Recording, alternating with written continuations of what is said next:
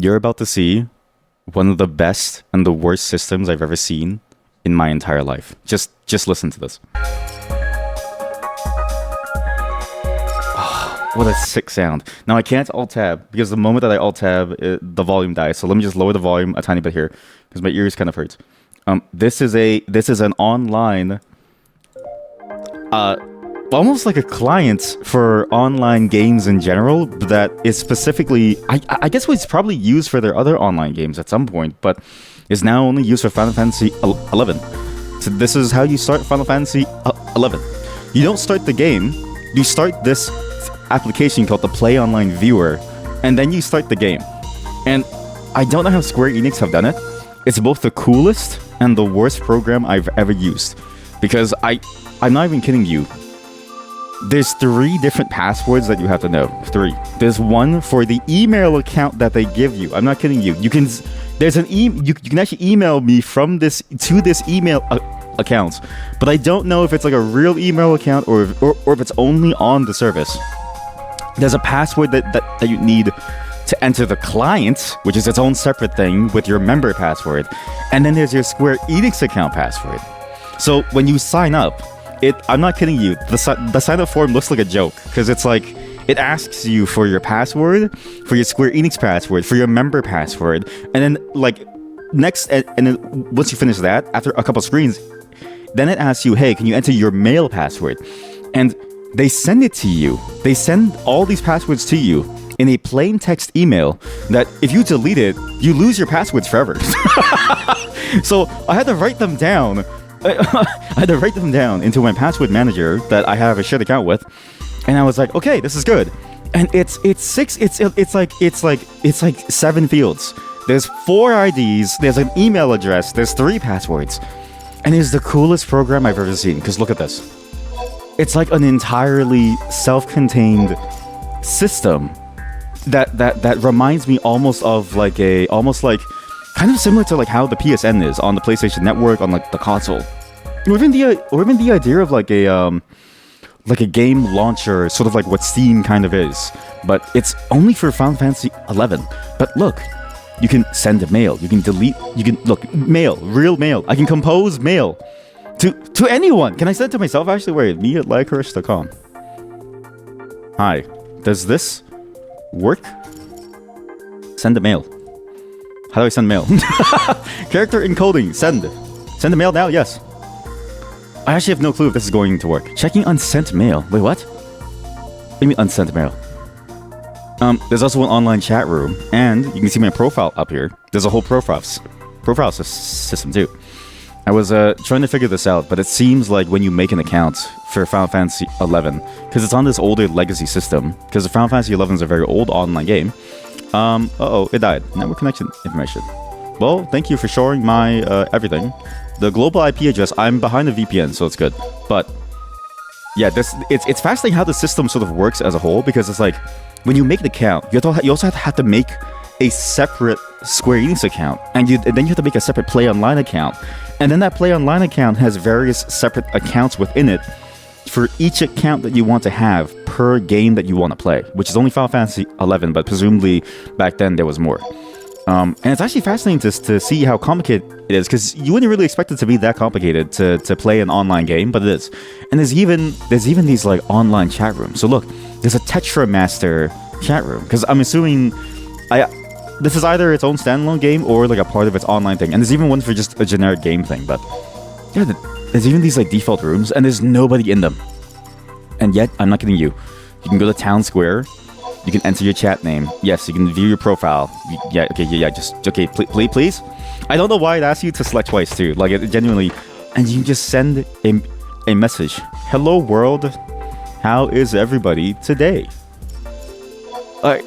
So not only is this game Final Fantasy 11, it's also in a way the game is kind of also the Play Online Viewer, where you have this whole client system. Even as a file manager, which I don't really know how it works, but yeah, you just go in here. People can just talk to you, and I guess I'm a chocobo because I'm new. It's a very strange system, and what's funny is that this application isn't even full screen. That's why you see the bars on the side, and it actually kills the performance of my machine because my entire PC slows down. I don't really know why. But it works. Works well. There's a friend list. You can go add friends. Only at the 200 though. And there's a file manager for, I'm assuming, screenshots, but not really sure. It's manuals. Greeting cards, saved files, content data. I'm not sure what content data is. Miscellaneous. This feels like the progenitor of what they eventually churned into the PlayStation Network, which is what I think the PlayStation 3's online system is eventually. But this isn't Sony, this is Square Enix. Like, it's sort of like, it's almost as if they both developed their own systems in tandem. Wait, sorry, what? There's a current area. No, what's my current area? Display SSL certificate. Wait, hold up, wait. Okay, I can't show you this one, I don't think. Sorry, what do you mean display the SSL certificate? What the fuck? What? Why do you have this? Why is there a button for that? Okay, well, I mean, I guess this error doesn't work, but yeah, you can just do anything you want. Send mail. It's mailboxes. You can. There's like sent outbox. There's outboxes to myself. You know, doesn't really send, but it's there. And you can just do anything. And there's all kinds of things. There's even like a trash system. It's really like its own mini operating system designed for systems. It's sort of odd. It's almost like it's designed for consoles that like don't have their own systems. World War Cars. What does that even mean? A special gift for so there's an adventuring primer. But yeah, so you use this system to then go start Final Fantasy 11. But as far as I can tell, no one uses this because I could never find a single online person. I was on the entire time. And I couldn't find a single person online talking about this at all. Like no one was here to talk. What the hell is this? 2016 official website. The Spring Alter Ego. What is this? The Vanadiel official newsflash. What? Visit from the what? Anyways, another really cool thing that you can do. You can edit your profile. And I actually really enjoy the profile system because look. You can add a bunch of like fake names. So I had so all my fake information. I'm into programming, web dramas, and Qigong. And they have a lot of portraits from all of their titles too. Can you edit my profile? Only if you explain your World War Cars thing. There's also, and they even have older games like Vagrant Story. I was very surprised when they had even stuff like this, or like Brave Fencer Musashi. They even have The Bouncer. This is a very weird game. It's like a beat 'em up game from Square Enix that kind of feels like a third-person fighting game. And I don't know why they have this, but they have everything for everyone. Everyone, then it just lets you. They have everything for you to check out and to use, and if you're a fan of one of their titles, they have it. They even have Final Fantasy 14 stuff as well. It's like World of Warcraft, which is also an MMO, but you typed it wrong on purpose with the intention of causing confusion. We're gonna go into Final Fantasy 11 now. I just wanted to show you what this program was first, because I looked at this program and I was like, this is an amazing feat of engineering, and it's such a cool way of doing an online game. And I actually kind of want to see if other games will sort of take this idea and do something like this. And really, now that I think about it, remember my joke about we're gonna make Snow Job, and then it's something like 1 to like 7. I think we should just make a launcher like this for Snow Job and just make like a shitty mail system because I think it'd be funny. But then I also was trying to use it and I was like, it's the worst system in the world because it really sucks to use because you have, again, 3 different passwords. There's 4 different usernames. It doxes you at any moment. Like this whole client is like here to dox you at any moment. It's got constant performance issues where it's really slow to load things in. It's worse than any website. And yet, it's way better than any website I've ever seen. And if anything, I think if they made a website emulating this, I think I would enjoy it.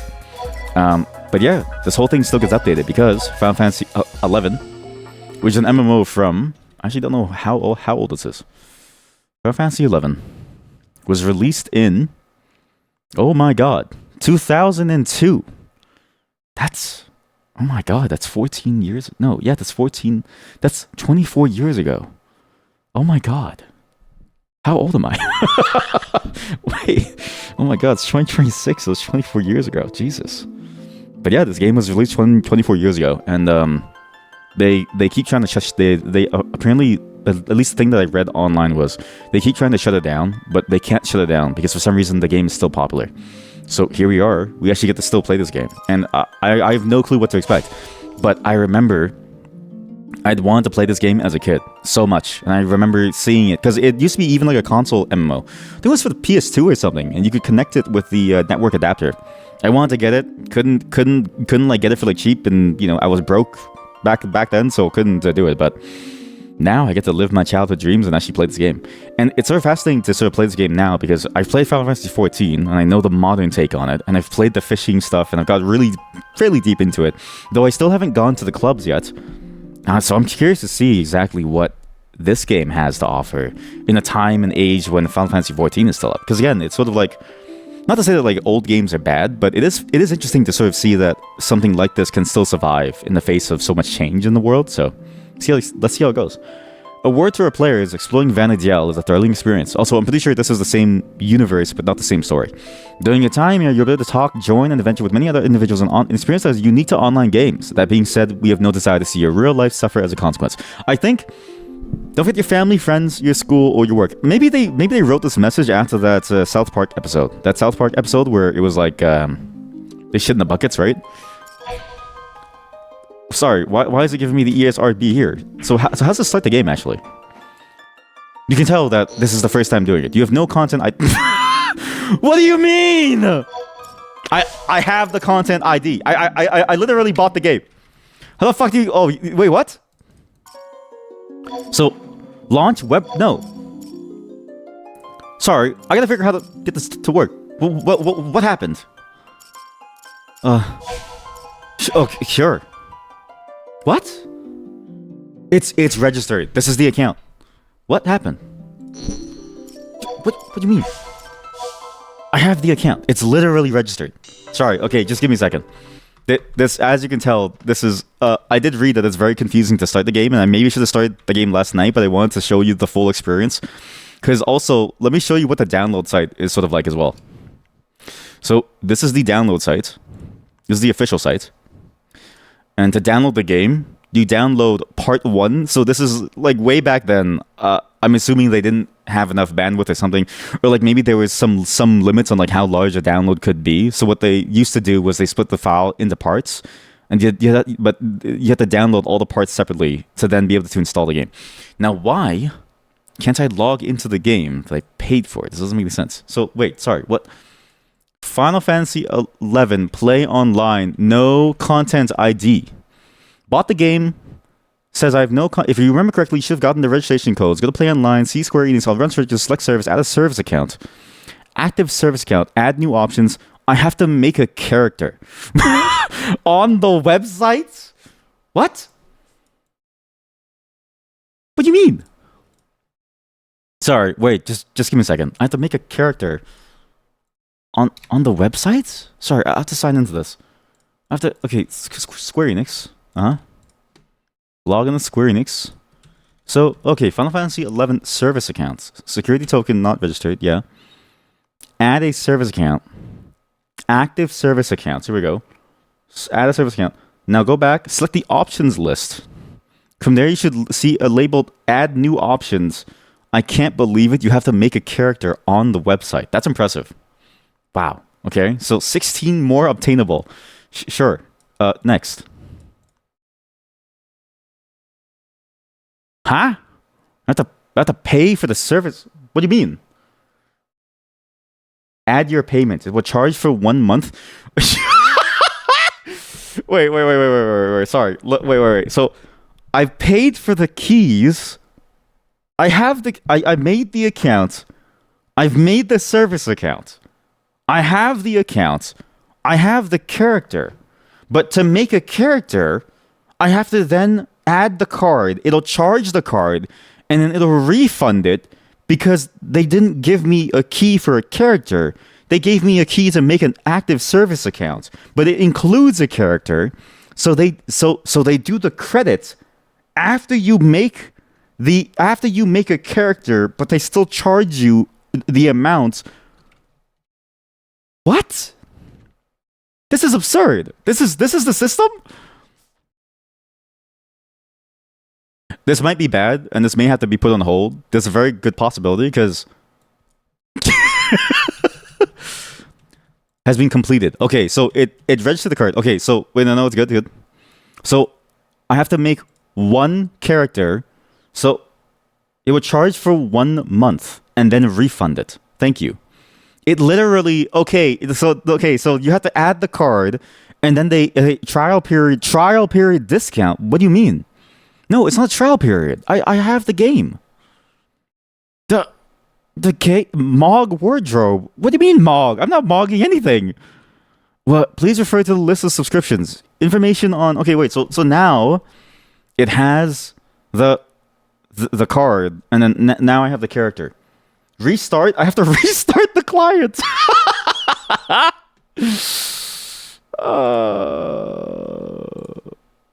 This is. I mean, it's fascinating that this thing is still alive and that people are still playing it, because I can't imagine wanting to do this and wanting to play the game when it has this many complicated steps to even get started. So now I need to sign out because this client only pulls in information apparently once. Exit the viewer. Yeah. And now I need to re-log into the system. Sorry. Give me a second. So now I need to go back to play online. Okay, so now okay, so that's so confusing. So you don't do anything within the game. You do everything through this website client, which is different from the play online viewer. The play online viewer is just okay. I have to re-enter my when you sign in. I'm not kidding you. I'm going to show you the empty pages, but such that I don't dox my own password. But sorry, such that I don't leak my own password. Sorry, just give me a second. But when you sign in, there's like multiple passwords that you have to set. So when you sign in, this is the sign-in process. You have this password, the member password, okay? The member password. That's not the same as your account, like Square Enix password. It's a member password. So I have to go get my member password, drop it in, and then you gotta do the Square Enix password, reason number 5657890, why you dislike modern gaming. You know what's funny? You say modern gaming, but this was their solution back in 2002. So this isn't even like a modern system. This is what they thought was the best possible system back in 2002. This was actually before, in a way, modern gaming has gotten simpler.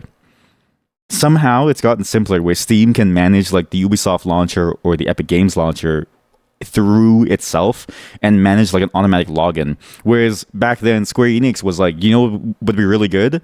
You need 3 passwords. You needed 3 passwords to play Just Dance 2025. There's no way. Any game not in the 90s is modern gaming. So true. Okay, so true. I do miss ye olden days when like things were simpler. Just Dance 2025. Why does it even have passwords? Isn't this like a single player game? What? Wait, why does Just Dance need the passwords? What? Is it made by Square Enix? Because it sounds like the exact same system here. So now I need to enter. Sorry, I have to enter. And also, by the way, this button doesn't work. I've had this checked every single time, and it never actually automatically logs me in. And I don't know if I'm supposed to check it or uncheck it, but it never seems to work because I always have to enter in my password. Also, what's in settings? I'll check it a bit. Wait. So I have to enter in my Square Enix password. Log in. So now it's my Square Enix password. Oh yeah, this too. It even pops up like a keyboard prompt, and it's like entering passwords with a software keyboard improves security. Thankfully, it supports copy paste, but like they even have their own fake virtual keyboard system to enter stuff in. You got it on the Switch, so you needed a Nintendo account password to install it. Oh yes. Oh wait, because it's a download only game. Okay, and you need an Ubisoft account. What? You need a Just Dance account. What? There's a Just Dance account. Just Dance account. What? Just Dance. Oh my god! It's like Disney Plus. Chat. It's like Disney Plus. It actually has the same naming. Actually, sorry. Let me just show this. Might as well go to the club and dance. It's so true though. Like you actually might as well go to the club and dance. Look at this. Just Dance Plus is a streaming service that gives you access to an ever-growing catalog of songs. You have to subscribe to it's actually more expensive than the club. Because I'm not kidding you. You can go to a club for free. It's a streaming service for music. This is that's crazy that Ubisoft has made a system that is just as bad as a system from 2002. And they wonder why they're why their stock price is like falling. but they somehow emulated a terrible system from 2002.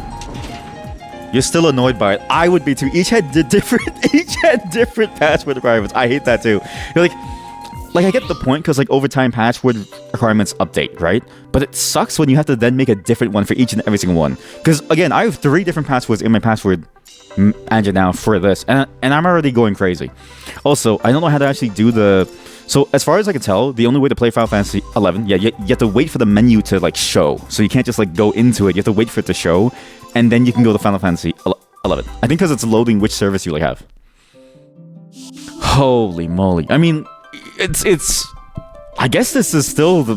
Maybe Ubisoft saw Final Fantasy 11, saw that the game was still up after 24 years, and said, if we do what they do, maybe we'll be able to have the same success that they have. Right? Because surely the reason why people play this game is because of the system. Where I have to go, please update. What do you mean?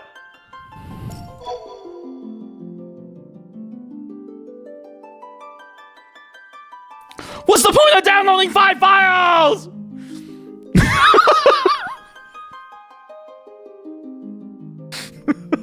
You have to go.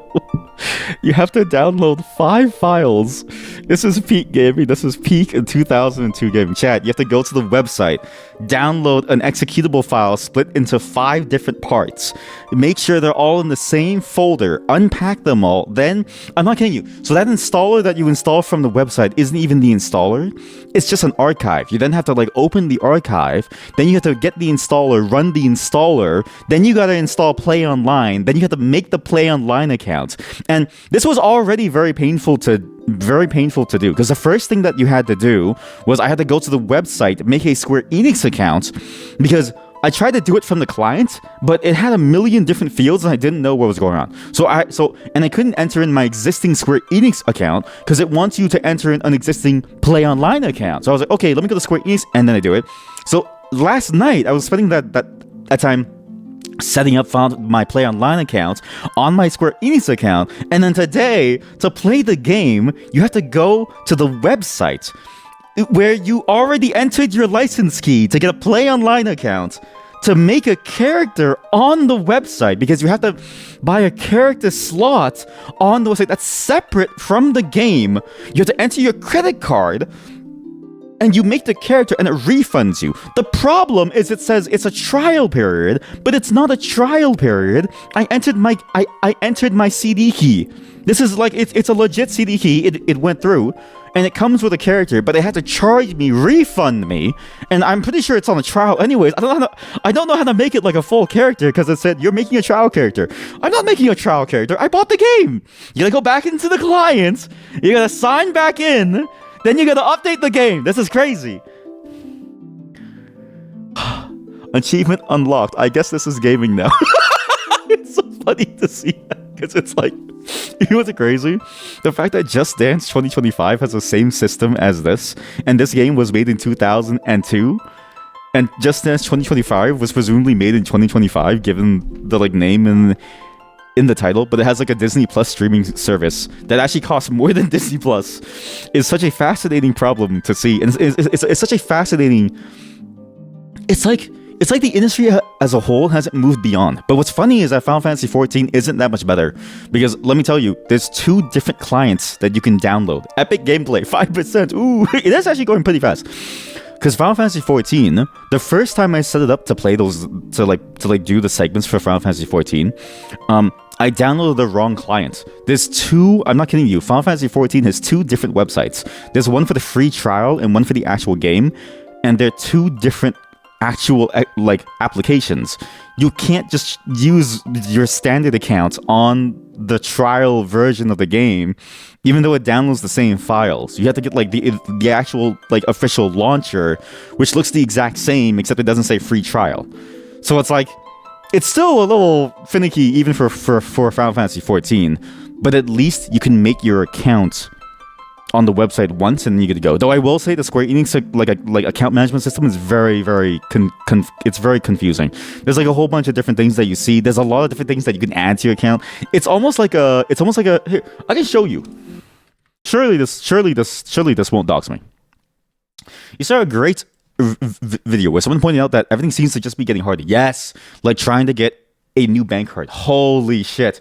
I actually went through that experience recently, and the problem is that all of my stuff expired at the same time. My passport, my driver's license, my bank card, like everything. Okay. Yes, it's no longer just going to a bank and get a new card. Now you have to do it by a call and an app code. Yes. I went into the bank and they were like, yeah, actually you have to call like the head branch. And I was like, oh. And so, but then I was like, what's the point of you then? And they were like, yeah, no, like they can't do anything. Yeah, like you go into the bank, the banks don't do anything. They just give you the money and then they process the money. They process existing accounts, but they don't process like account changes like that. So I was like, okay. So what happened was when I went in and I was like, I don't know what to do, even after like I was like, okay, well, I'm just gonna get you to like do it for me. So what they do is they bring you into a room, and at least for me, they brought me into like their like, client rooms.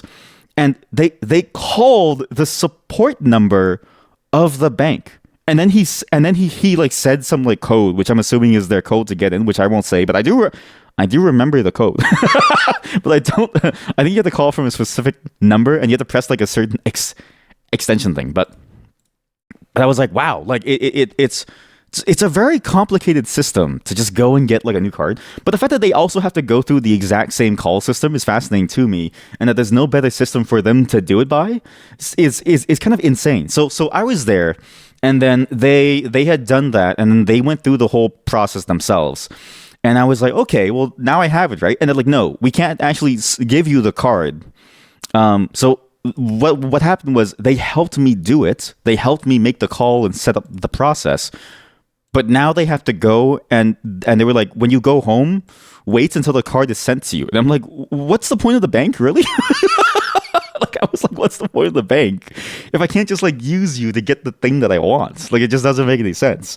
But they were like, yeah, just like go and just wait, and you'll have to get the card from your home. And if it's not there, you have to come back again.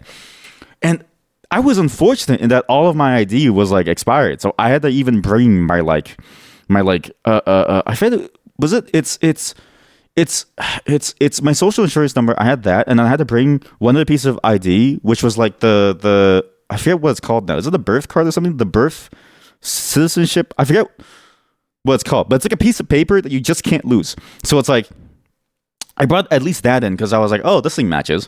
And then you bring it in because it's like if you don't have a passport, and you have to do with that. And then I'm also afraid to like update my passport because I have no driver's license. So I'm like, how do they even know who I am? So I have to get all those documents too. Like the entire process just seems so convoluted. Like it makes sense to have to verify who I am, but the funny part was I already have an account. So this isn't like a new bank. Like I already had an account. I even showed them that I had the account on my phone. Like I actually like have the card, like the old card and everything. I just had to cancel it because I thought I lost it. So I canceled it. And then I was like, okay, well, can you help me like do this stuff? Because I'm like, I don't really know what to like do. And it's like, you just can't do that. So I'm like, oh, okay. Like for some reason, I can even do it through the app, which granted, their app is shit. Like I there's another thing with their app where like, sorry, this is a whole bank right now, but I remember trying to use their app to send like an e-transfer and like bugged out, and it was like, sorry, you have to go to a branch to like solve this issue. And I was like, what do you mean? So I go into the branch, and then they told me to go to the ATM like right there, and then they just told me like what to do, just like try the card, put it in and stuff. And it was like a multi-step process where I kept going back and forth, and like even they were kind of confused. Anyways, it's just a whole like broken system. In the US, we have social security cards that are paper. See, that's interesting. You can't lose them, and can't tear it, or it's invalid. Wait, what? You can't laminate it or it's invalid. So it's basically good luck. That's better than Canada. We have a code, and if you, they print. So in Canada, they print the number onto a piece of paper. It's an A5 paper, and then you had to remember that number. They don't. So they don't actually like ask you for a card. They ask you to remember the number, and that was when my family was first buying a home, right, which is the home that we are in now, I forgot the number, and I also didn't know where the paper was. So I was like, oh fuck, because I think I destroyed it at some point, or like the paper got like lost somewhere. I don't know. It's like gone somewhere in my storage somewhere. So what I had to do was I had to go, and I'm not kidding you. Your tax returns has the number, and where I worked, the tax return has a password on on the file, and the password was my year of birth and the last 3 digits, which I remembered. So I had to use that to get my social insurance number to do the application. Like it was. I don't know why they do the system. It's a paper about the size of a credit card. And you can't laminate it. You just have to and you have to show it. But you just memorize it. See, that's a good choice. But still, that's insane. Yeah, look, this is the service account. Apparently, you can just add things. Like you can add, I don't know, trial period discount for a Mog wardrobe. This whole system is very confusing, and it's like I don't really know why they have the system. Am I talking about tax evasion? What?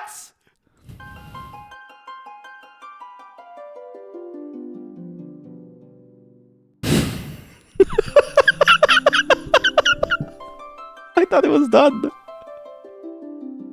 It said it was done. It said it was going to be done in 8 minutes. But I mean 2 fucking hours. 2 fucking hours.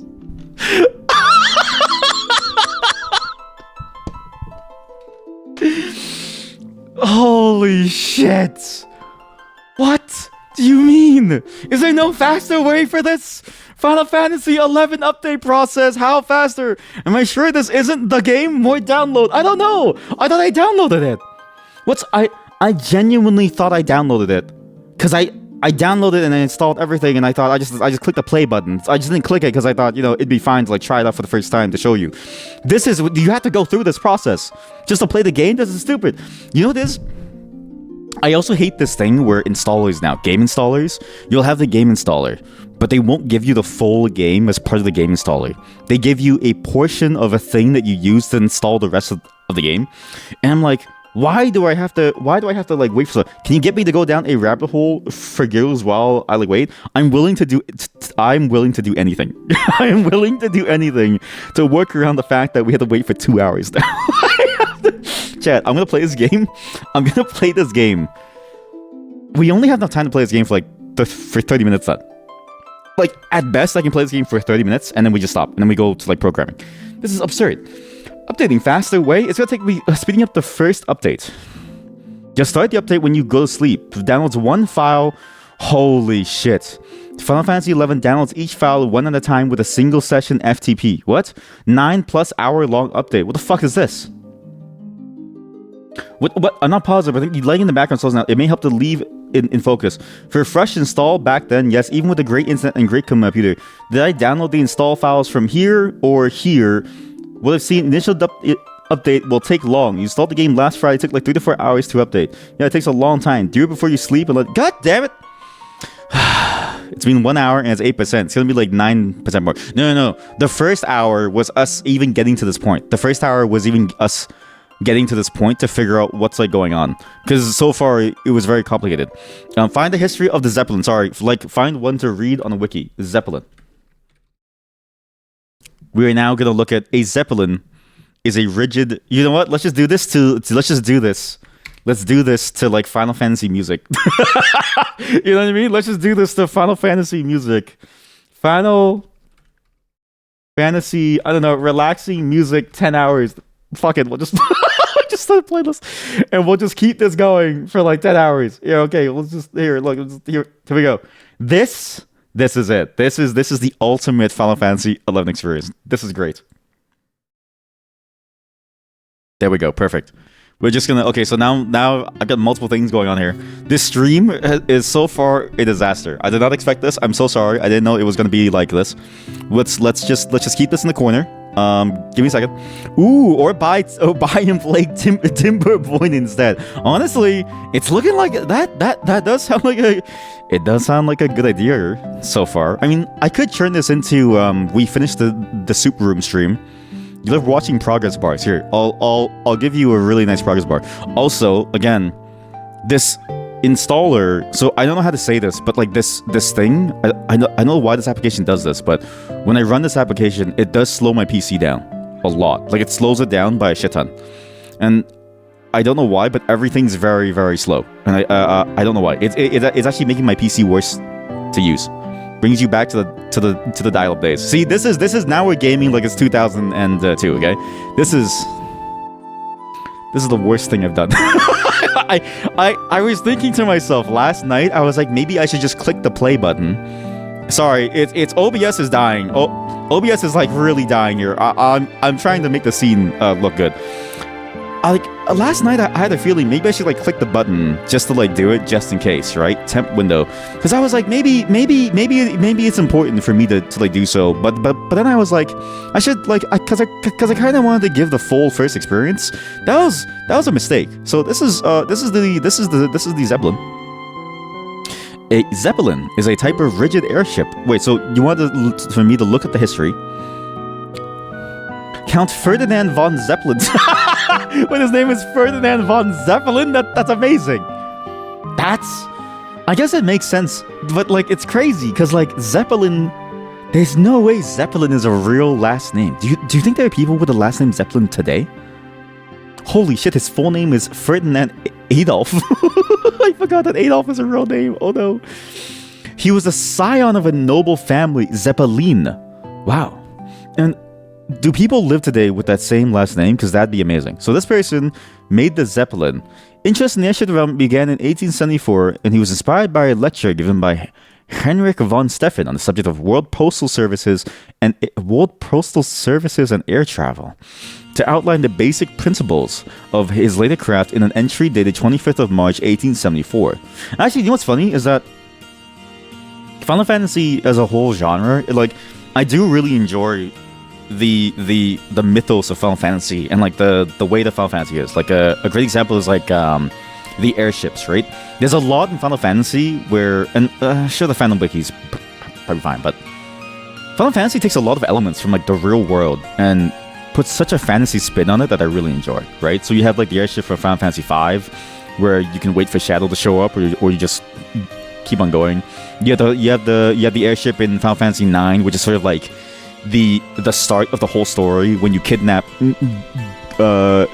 Ornier, the shampoo. You have the airship in Final Fantasy Tactics Advance, which is sort of like the way that they go around. Final Fantasy X, for instance, has like a major airship portion once you get past the calm lands, the calm plains. So if anything, I mean, this is an interesting history thing, because it's like you get to go here, and then you can link it to Final Fantasy. Yeah, basically all the airships are Zeppelins, with the Highwind from 7. The Highwind from a 7 almost being a 1... Wait, really? A 1-for-1? Where's the, 7. The Highwind. Holy shit, it is. I guess I've never really... I mean, to be fair, like the movie does make it very, very hard... the game does make it look very, very low quality, so it's hard to see. But, yeah. Actually, you know what's funny? You mentioned the Highwind. What?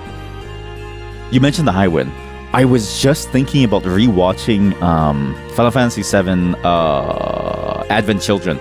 Because that movie, I really enjoyed the way that it took sort of the story of Final Fantasy VII and just continued it on. And then you see all the characters coming back and like talking about the story of like Sephiroth being like where they're trying to rebirth him.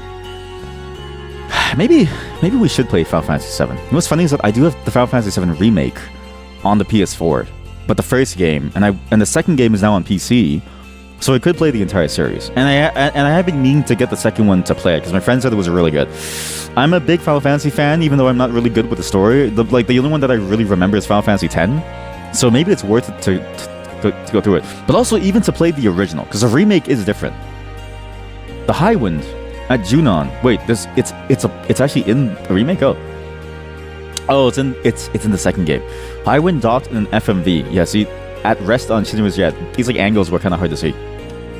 Huh. But yeah, exactly. Like all the ships, I guess, are basically that. But it's interesting that like that one, yeah, does seem to look very close to the idea of what a Zeppelin is. It's almost 1-to-1 with a U.S. Navy Zeppelin. Also, they even called it an airship. They call it a United States Navy airship built in Germany by the Luftschiffbau Zeppelin. Wow. What was the Final Fantasy X one? The Final Fantasy X one was it was the Al Bhed one, right? It was the Al Bhed one. The 9 was the The 9 was, I think it was just the theater group one, or was there one afterwards? The Prima Vista, this is the one. Yeah, it was the Prima Vista by the Tantalus Theater Group. They used this bad boy to kidnap the princess. Final Fantasy X. Also, what is Tetra Master? Because the Play Online thing did have a a Tetramaster thing. Here we go. The Fahrenheit. This thing, I really enjoyed the Final Fantasy X aesthetic. So, Final Fantasy X in particular, I really enjoyed the aesthetic there. Final Fantasy VII is sort of like, it's weird how Final Fantasy VII, and the remake really shows this, where it's like Final Fantasy VII feels like your average everyday world as it is today, but they also use swords. Whereas Final Fantasy X, it felt like the swords were the default and the technology was trying to come back, based on the story. Yeah, they're operated by the navies for ages, really. With the RAF coming out of the Navy during World War I to stop them having to deal with two completely different threats. That's interesting. Wait, I didn't know about that. But I guess it makes sense. It is just a ship. I guess, like, of the group that would be best equipped to handle a ship, even if it's in the air, it would be the Navy. But at the same time, I would have thought it'd be the Air Force. But that's fascinating, huh? Final Fantasy X, Final Fantasy 11. Wait, Final Fantasy 11 has. Wait! Oh my god, we can learn about Final Fantasy 11 before we play it for the next 2 hours, everyone. Let's learn about Final Fantasy. Oh, Final Fantasy 12 was really good. I really enjoyed Final Fantasy 12's gameplay. I don't remember if there was an airship though. I actually do not remember. The Strahl is the main airship for the party. It's owned by the party members. Oh yeah, because they're Sky Pirates. Right. Lore. That's all we can do. All we can do is lore. All we can do is lore, chat. All we can do is lore. Okay, first off, what's Tetris Master? Is the card game? Wait, no. Tetramaster. Tetramaster was developed into an online standalone title a few years after the release. This formally launched. Oh my god! Here we go. We're gonna see play online, and required a $1 monthly subscription. This $1. It's costed $1 to play the game. That's actually very cheap. The service failed to gain popularity. It ended on December 31st, 2010. There's still forums for it on Play Online. You think about swimming and flying. You think about it. Swimming and flying is the same thing, just in different mediums. Yeah, exactly. But you're right. Yeah, because, like, doesn't air have, like, the same mechanics of, like, a rocket almost? Their Sea of the Zeppelin was best summed up as, and they kept funding the burning shipwrecks because it was funny. Wait, what? wait. Burning shipwrecks. Began to seriously pursue his project. Count Zeppelin founded the the intention behind the floating hall was to bring the first flight took over damage during landing. It was repaired and modified and improved its potential in 2 subsequent flights. Despite this performance, the shareholders declined to invest more money, so the company was liquidated. He purchased the ship and the equipment. Donations, the province of special lottery? No way. They made a corporate lottery to fund the airship. Wait. How come companies don't do that? Wait, companies do that.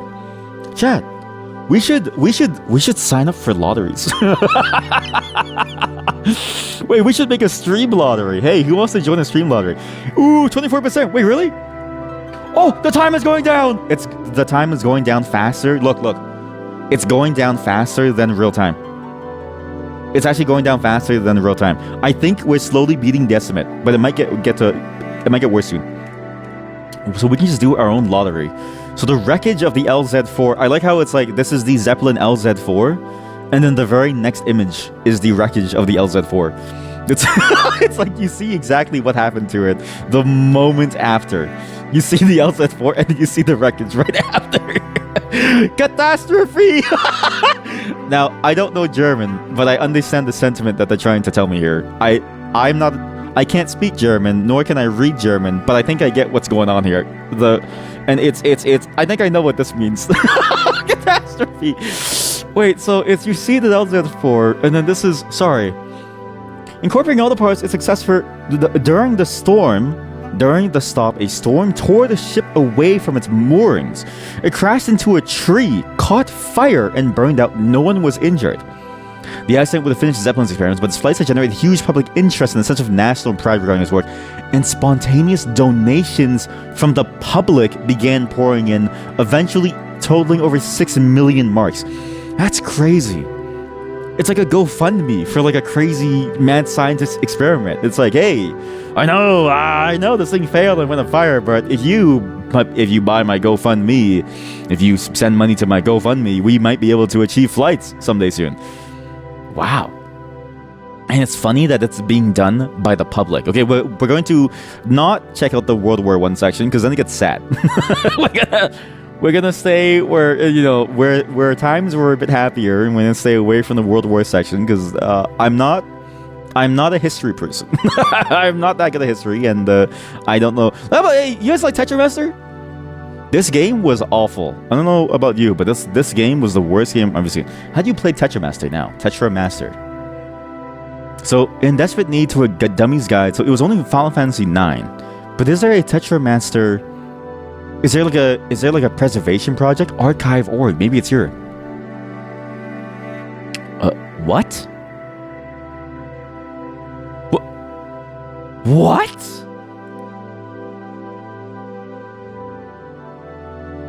Chat. Oh my god.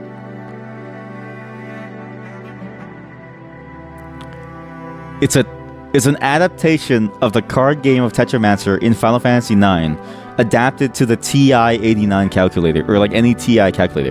This website actually has a shit ton of games. So we're gonna do a TI calculator game segment soon, next week, because next week there's gonna be an entire segment around this, because there's an emulator that actually plays these games, and there's actually a lot of these games, and there's games for every single one that you can think of, including programs to run them. Like the 83 Plus had a lot of games. You had hey, what's the game section? Flash applications? What? Flash applications? Wait, you can run Flash in the calculator. Oh my god, Becky, look at the butt. Minesweeper Access. Okay, I didn't know about running Flash, but we are going to be checking out a lot of these games next week. But to know that there's a version of it on the calculator is impressive. But there's no archive for the game itself. There's no archive of the Tetramaster game itself. You just have to like play it. I guess the only way to play it now is on this. Is on this is on a calculator. Tetramaster PC game Steam Workshop what? What do you mean? Sorry, Tabletop Simulator Tetramaster. I mean, this is probably the best way. Wait, no shit. Chat. I'm gonna download Tabletop Simulator and we're gonna play Tetramaster, okay? While I'm downloading Final Fantasy 11. This stream is going to die if the stream starts to cut out. I'm so sorry. Everything is downloading all at the same time. I'm gonna download. We're gonna play Tetramaster. We're gonna play Tetramaster, okay? I'm gonna show you how shitty that this like game is, okay? This is the worst game I've ever played in my entire life. Because this game, I still don't know how to play it, but basically it's a bit like Go or something. Or like maybe, yeah, it's kind of like Go, where like you can kind of capture things based on like stats, and you can pull things down. Oh yeah, here goes the stream. Stream is dying. This is the worst. Oh, this is terrible. This is absolutely terrible. Tetramaster full game, pro boards, a PC version, Tetramaster mobile, Tetramaster online. Wait, what? This was their plan all along. The download is so long, you get distracted, so you play the different Final Fantasy game. You're right. I just play a different game. Oh, even better. Forget Tabletop Simulator. Hello? Am I back? Hello, chat.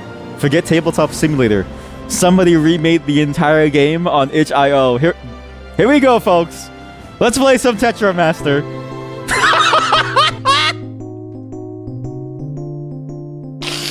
Oh god. I don't want to be here anymore. I don't want to be here anymore.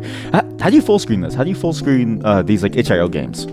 Itch.io web game how full screen. How do you full screen this? How do I get the game to full screen? Need help getting an HTML game to go full screen. Oh, they have to actually support it. Okay, well this is Tetramaster. What cards do we have? We have a goblin, a fang, a skeleton. Is this even like? I wonder if they. Do you think this game will get taken down for copyright now that I don't know if they've seen this. Zagnol, a lizard man. That's good. What? The Lindblom. What? Like David Goldblum? I'm gonna do the Alexandria, sure. Oh, you fight these people. Wait, what's that music?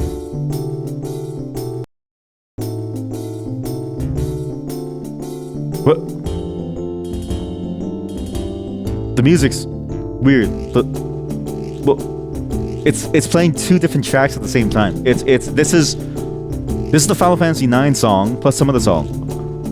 It's why does it sound? Wait, is this how they get around copyright issues? Is they make it sound like this? All right, well let's play some cards, everyone. I'll bring goblins. I'll show you how to play this game. So you may notice that the cards don't have stat numbers. They have numbers, but actually the stats are. Sorry, what the fuck is this song? It's like two different songs. It's freaking me out. So the reason why I hated playing this game, because in Final Fantasy, is this the volume control? Yes. In Final Fantasy IX, it's a whole different side mini game that you can do as you play the game, and the reason why I hated playing it is because the stats on the cards are in hexadecimal. So I don't know why they did that, but you had to know hexadecimal to succeed at the game, and I still don't even really know how to play. How do you kill this guy? How come it was a 2 and a 9? Wait, what? Well,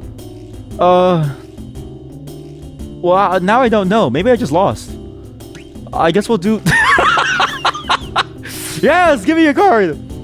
I mean, that one's free. Okay, cool. So, okay, he stole that one. Oh, because you can go from an angle where it's not being protected, and you can just take it. Okay, right. I remember now. If it can't defend from that side, the arrows... Right.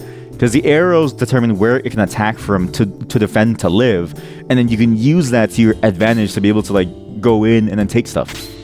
You're kidding me. Go for a double attack. I'm sure you can beat this one. 24. I just lost. And then when you lose, this is the part that I hated the most, is when you lose, they take your card. Okay, so I don't know what I'm doing. We'll just take more of these. Slimes, go. Is it done downloading yet? Is it done downloading yet? I don't want to be here anymore. Is it done downloading? This isn't how today was supposed to go. This isn't how today was supposed to go, chat. It was supposed to go very differently.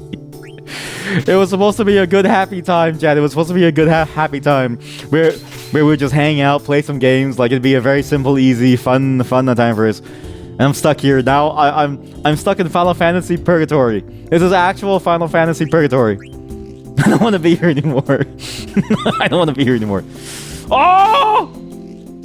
How did you win? I was 33. It was 33. What do you mean? How did I lose? I'm going for it.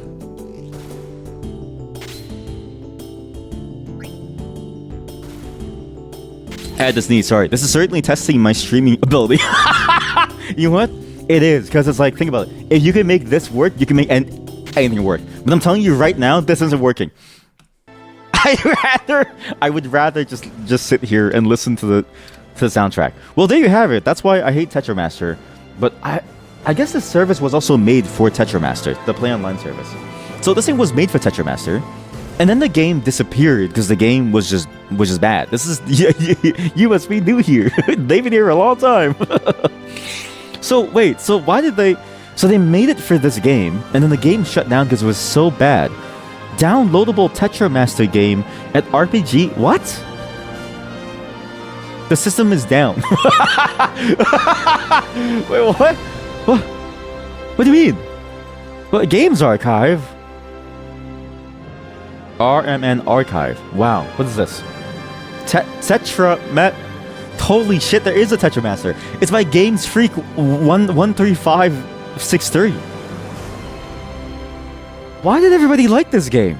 This game sucks. This game is breaking everything. How's this possible? This game sucked. This game, honestly, I get why no one played it. It was one of the worst games that they'd ever made. Play Online. What is Play Online? Square Enix's online hub for its multiplayer games. Outside of Japan, its functionality is mostly to support and enable access to Final Fantasy XI. The utility also allowed the users to connect to play Tetramaster, an online version of the Final Fantasy IX card game, but Tetramaster has since been shut down. It is a computer program available to players of one or more Square Enix online games. Initially available as part of a Final Fantasy XI kit for PlayStation 2? What? Final Fantasy XI kit. PS2. Wait, sorry. Final Fantasy XI dev kits are at the end of their life. What? PS2 dev kits are still being used. Why do some people say that Square Enix Final Fantasy XI retail lost the kit to make the game? What? Final Fantasy 11 online HDD bundle from PowerUpGaming.ca. Wait, there's actually... It's a hardware kit. It's an actual hardware kit. Yeah, wait. Oh, wait. So, first off, Final Fantasy 11 dev kits at end of their life, team moving to new tools, have content. Final Fantasy 11 has content planned through 2026. Finally doing more dev work on Play Online. Holy shit, they're gonna update Play Online this year. What? All this information is via the Final Fantasy 11 freshly picked as a dev stream? Sorry, wait, what? Wait, this is... Sorry, wait. So, this... Sorry, it's still being updated. Final Fantasy 11 freshly picked dev stream. Wait, hold on. Oh, shit. Wait, how do I actually find it? Wait, this is it. Final Fantasy 11 freshly picked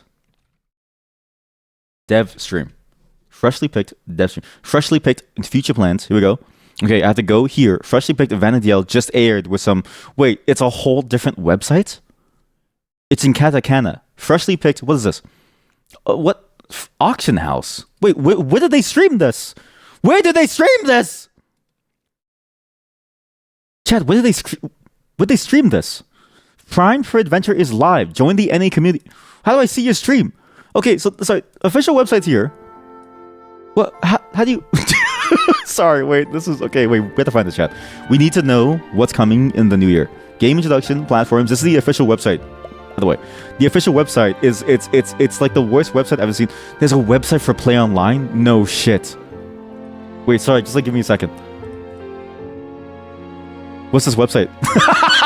Okay, that's funny. It just links you back to Final Fantasy 11. There's a Europe version. So wait, game introduction, community, player event support, trust, Unity Concord. What? The assist channel, adventure recruitment program, character reactivation service, multimedia, benchmark program. What? Special demo mode, high resolution graphics revealed. Tavnasian Archipelago. No, I want to see...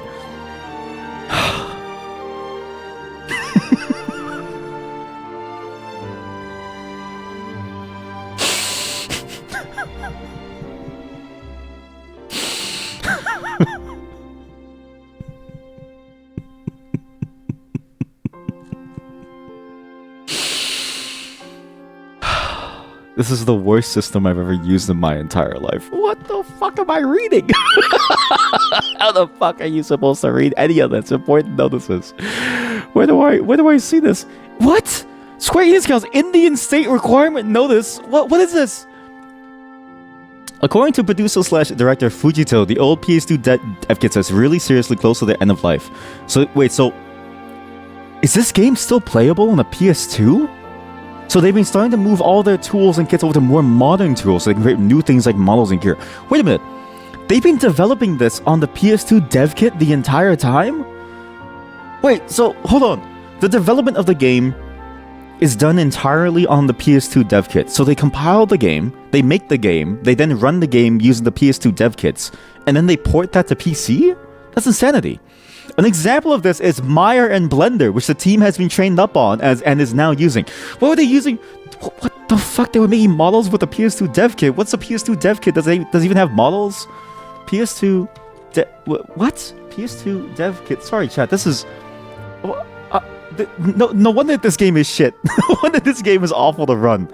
No wonder. It all makes sense now. The reason why the game requires you to use a shitty client here to like run the thing, the reason why you have to go download the files, the reason why it has 3 different passwords, the reason why you have to like go and you have to like, the reason why you have to like enter in your credit card to like pay for the thing even though you've already paid for it, the reason why you do all of this is because they're still using the PS2 to like make everything. So you have like some random engineer over at Square Enix offices sitting in their like, you know, office room developing on this like old dusty taped together like duct taped together PS2 dev kit, making this game and only now are they moving on. Most of the main servers have been upgraded now, but other servers still remain to be updated. Many of the upgrades have allowed the team to tackle new challenges, and one of those things that can now tackle is upgrading aspects of Play Online. The example used is that Play Online is so ancient that sometimes players can't even play the game due to text issues like no text appearing on certain setups, etc. I think the more major issue that they should probably fix is the fact that you can't download a game in a good way. The great tech has been allowing them to add a ton of new things they haven't been able to until now. With the tech stack full upgrade, they'll be able to add new zones and areas. This is not an expansion, but now they can add things. They can add a group finder. They added the ability to save blue mage spell sets. This is crazy. You'd hate to be in their IT department, right? Like that's why I want to find this actual dev stream, because like I want to see what they talk about and like if they even show how they make things, because I can't imagine the workflow of going from like PS2 dev kit into whatever this is. They're still using PS2 development tools to run a complex MMORPG. Oh, look, and then there's a Reddit thread. Okay, I don't know. Okay, again, Reddit is just hearsay, but they bought all the legally available ones they could find to do Rhapsodies of Vana'diel over a decade ago. I'm surprised any work. The new producer/director is the reason the new installer that didn't need 20 plus years of updates to download exists. Wait, so this is the new installer? This is the new installer? What? They've been trying to bring parts of the game to monsters as they can and get the dev team experience with Monster and sharing them with other Square Enix teams. The PC version is a port of the original PS2 version. All Xbox 360 and PC assets were created for PS2 and ported to other platforms. They never got to move the dev tools before the original dev team moved on in 2006. So it's just been in like maintenance mode ever since 2006. Wow. They're gonna be cannibalizing so many things to keep the basic stuff still running, right? Like, I kind of, okay, because I really want to find this stream, because I really want to see if they show off the actual internal portion of it, because surely there must be a thing where they actually show sort of like, because you know how like sometimes dev streams they'll like always sort of like show bits and pieces of like the behind the scenes, like they'll show like it's like B-roll basically. I'm curious if they even show like the setup of it, because I'm so curious to see if it's possible for us to see how they would make this stuff, but I can't seem to find a single link. I don't even know if this is like a real video, because like, I'm not kidding you, you can't find the video. The best that I can find is a website called an auction house, the Final Fantasy 11 auction house, where this is the video is it there? Oh my god, you're right, sorry. I didn't scroll down. Always scroll down. Always scroll down. Oh, yes, thank you. It's unlisted? That's why. Okay, let's see this. It's all in Japanese, so I won't understand it, but we get to see what's going on. Also, how did they do this video? I just want to see this. 第71回もぎたてバナリー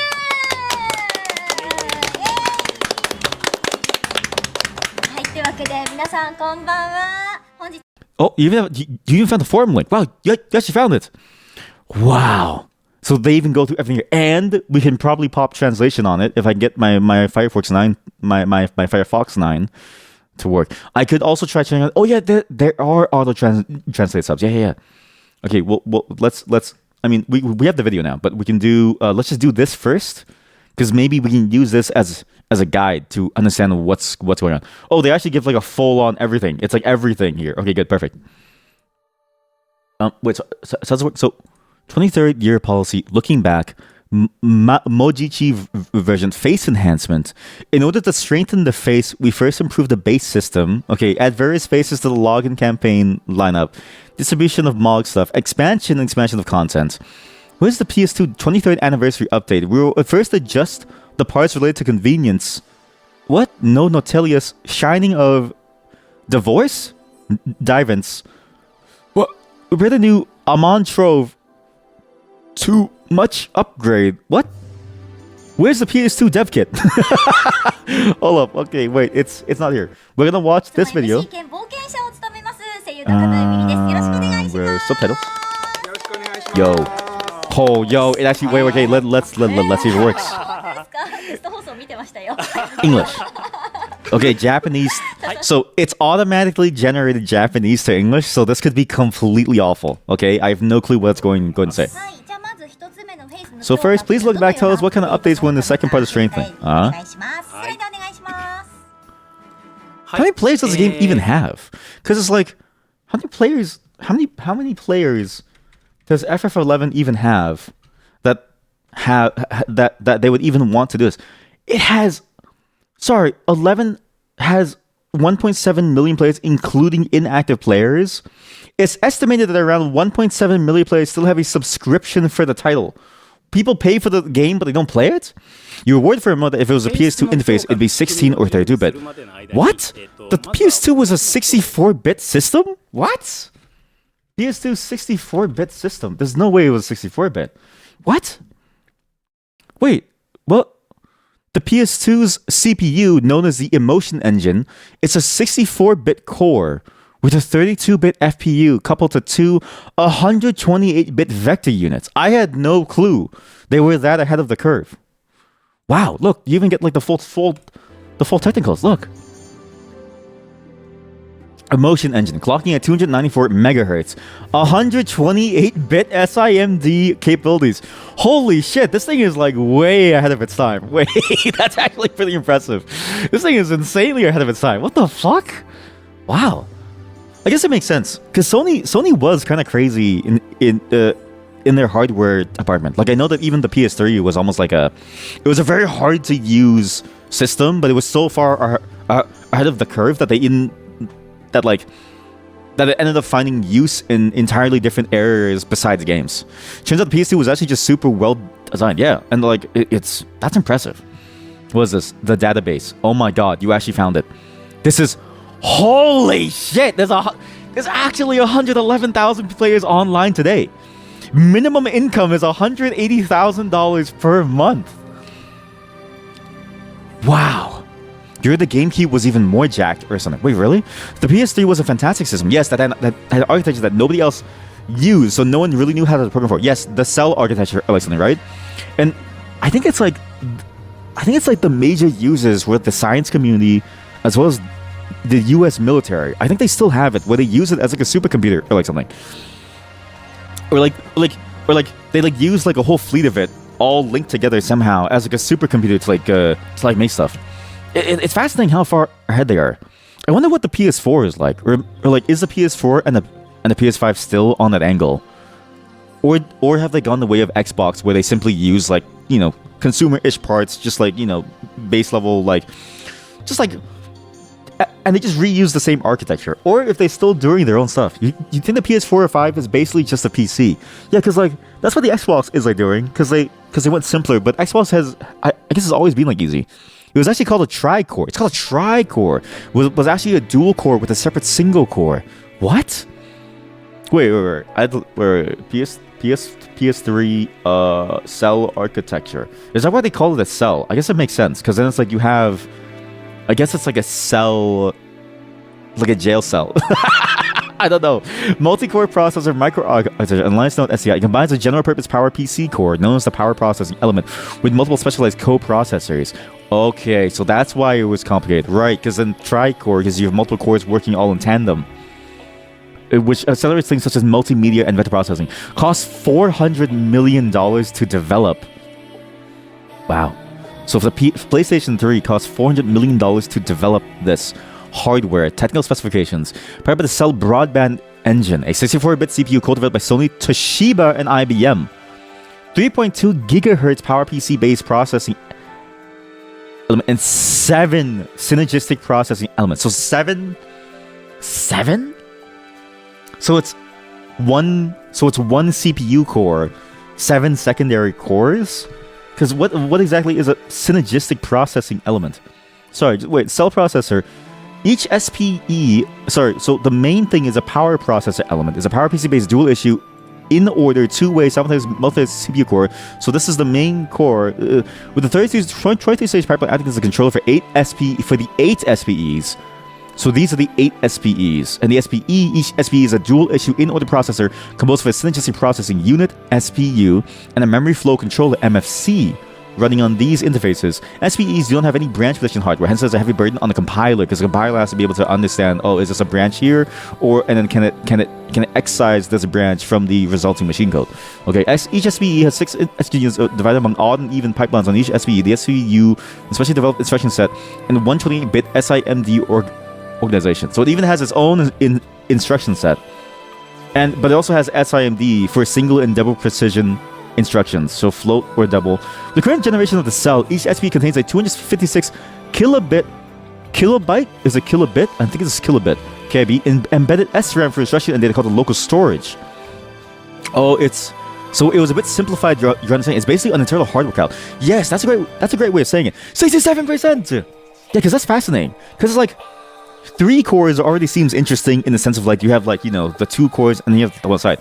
But like to know that it was actually like a whole cluster of like 8 all at once and you could run different instructions on each one in tandem with the main one. That's a fascinating architecture because you could do a lot actually. Yeah, like you really could. And if each one floats young, like you could, I guess, like, because each one is also capable of SIMD instructions. You could process a bunch of things on each core, package them up for the main core to like run, and then you're like good. I guess people didn't know how to parallel program, so often PS3 games often ran poor, even though it was more capable. Yeah, I mean, even if it's like you know how to parallel, it's like I can't even imagine trying to figure out how to do this even on say PC, because it's like, what do you have on PC? I think it's like on, I guess on PC it's still a lot too. What I guess like what's the difference between this and like say a Threadripper, right? Because like realistically, would there have been an abstraction similar to like now where it's like you have operating system threads and you might have something like a Threadripper which has like 128 cores or like something, right? But like you work with the thread abstraction? I guess not, because then on the consoles, as far as I can tell from like console development, people always say that you work very close to the hardware. So it's like maybe they had to actually like figure out how to use the stuff in the first place, and there's nothing really built for it. But maybe they could have done something like that. In fairness, most people still don't. It's why you can have a huge argument between whether per core performance or number of cores is a point. True, that's a good point. That's true. People still don't. Yeah, they probably had to raw dog it.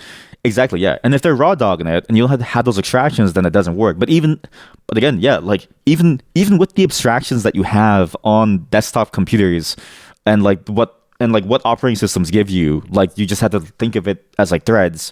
Even with those, it's still not really possible. I mean, even like programming languages that like don't have the concept of like threads, like maybe they do concurrency. Hell, even like JavaScript, right? Like even just the idea of even just the idea of like using like async functions is like is very confusing if you're not used to it. So it's like, and that's not even like a multi-threading thing. That's like its own thing. So it's like, if even that is confusing, and that's like the simplest you could probably go, I can see why it'd be complicated to like use. But to think that like you could have this much power on a console, that's pretty good. Because what was the equivalent of like an Xbox, right? Xbox 360. I think that's probably the one, right? Was it the 360? I guess this was the 360. Sorry, give me a second. It's my wife. Okay, I'm back. GameCube. What? GameCube PS3? Wait, sorry. The GameCube? Wait, what? The GameCube? GameCube released? Was the GameCube released? GameCube and... Okay, oh, sorry. Wait. The GameCube, PS3, Xbox 360. Oh, as in like that was the last console released by Nintendo at that point. Wait, what was the console after the GameCube? Nintendo console after GameCube. It was the Wii, right? When did that release? The Wii was released in... Wait, so wow, that's like a long time. Yeah, because they had handheld consoles, Nintendo 3DS, Nintendo Switch. The Wii was 2006. GameCube bridged PS2 to PS3. Oh, because GameCube was in 2001. Wait, when was the PS2 made? Holy shit! This thing was a 64. This was a 64-bit system, and it had really good specs all the way back in. When was it released? In 2000. In the 2000s. Holy shit! Sorry, give me a second. Okay, I'm back. So this was released in the 2000s. The GameCube released in 2001. So it was like what's crazy? It's crazy to think that the GameCube released a year after the PS2. That's like, I thought they were way further apart because the games that we saw on the GameCube were not nearly as interesting or good looking, or like I mean, there was a lot of really cool games, but I felt like the PS2 was so dominant and also had so many like genuinely amazing games that like seemed to really push the boundaries of like what a game could look and feel like, that I was like there's no way it's like it's a year before the GameCube. Like even that felt dated at the time, which I guess makes sense because I remember their whole business model is like you sell a console with like very powered down specs and you sort of work up from there. But even then, it's like, wow, that's impressive. So it's like GameCube bridged PS2 to PS3. Wii was PS3 to PS4. But holy shit. So this is like way back then. And Xbox 360 was the one that was in between. And this thing released in 2005. And what's the hardware on this thing? The hardware was triple core IBM. So this thing only had 3 cores. But the PS3 had like all of this. That's impressive, actually. Huh. This is all interesting to like learn. And it's fascinating, again, that they're using this thing and they're using this console to still develop the game. And they only just recently dropped it now. So all of these technical, because it's like on the one hand, it's a technical marvel. On the other hand, if they're doing it on the dev kit, presumably they're even running the programs to like make the stuff for the game on the dev kits themselves. Like they might not, because the translations are also like now they're moving to Blender and stuff, which implies that everything about their tooling was on the dev kit. Like they built the 3D models on their dev kit.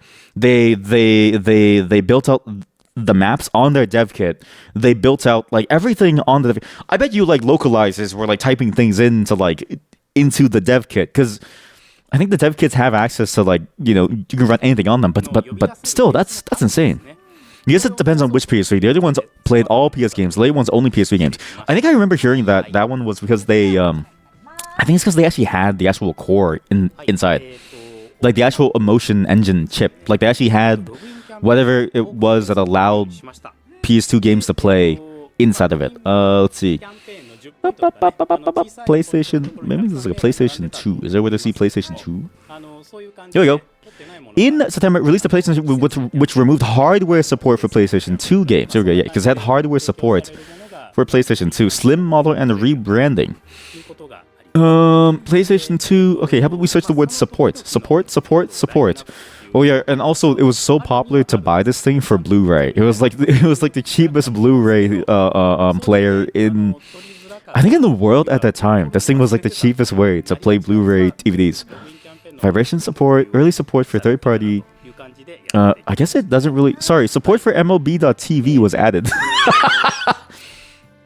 This is a fascinating system. I kind of can't believe that they were doing all this on the PS2, but like seeing how capable the PS2 was under the hood, I guess it makes sense why they were able to do all this. But this video that doesn't seem to show anything about the actual development process. I guess it's sort of like, behind lock and key, but if they ever do get to go back and I guess like show this, or like maybe once they're done, I would really like to see how they did development on the game itself. Because this is them playing the game, I'm assuming on PC, but I'm not really sure. But just to think about how they would have worked on the game, making it at that moment on the PS2, it must have been such a strange, convoluted interface. Because what even is like a PS2 dev kit? What can you even do on a PS2 dev kit? Although I could probably buy one off eBay. It's probably possible for me to go and buy a dev kit somewhere. Holy shit. Very rare retro Sony PlayStation 2 working full development tool PS2 for $2,000. Is this real? I don't even know if this is real. What? I'm finally letting go of my very rare PlayStation 2. That's it? I was given this device from Sony a long time ago. The surface is slightly... Oh my god. The surface is slightly sticky? What does that mean? Sorry. Yeah, that's serious. I'm on a VPN. Wait, so look at this. Look. It is the full development tool T10000H model for 2001. The surface of the device is slightly sticky now. Why is it working in good cosmetic shape? I did not verify if the DVD drive reads without errors, but the device boots up in response to the network. I'm including the custom PS2 cable that outputs a composite video and audio. Wait, composite video, so it had a separate cable. Also included 2 controllers and the X-axis no avoiding game data with memory card. It is a working development system that includes a full toolchain to use it remotely. What?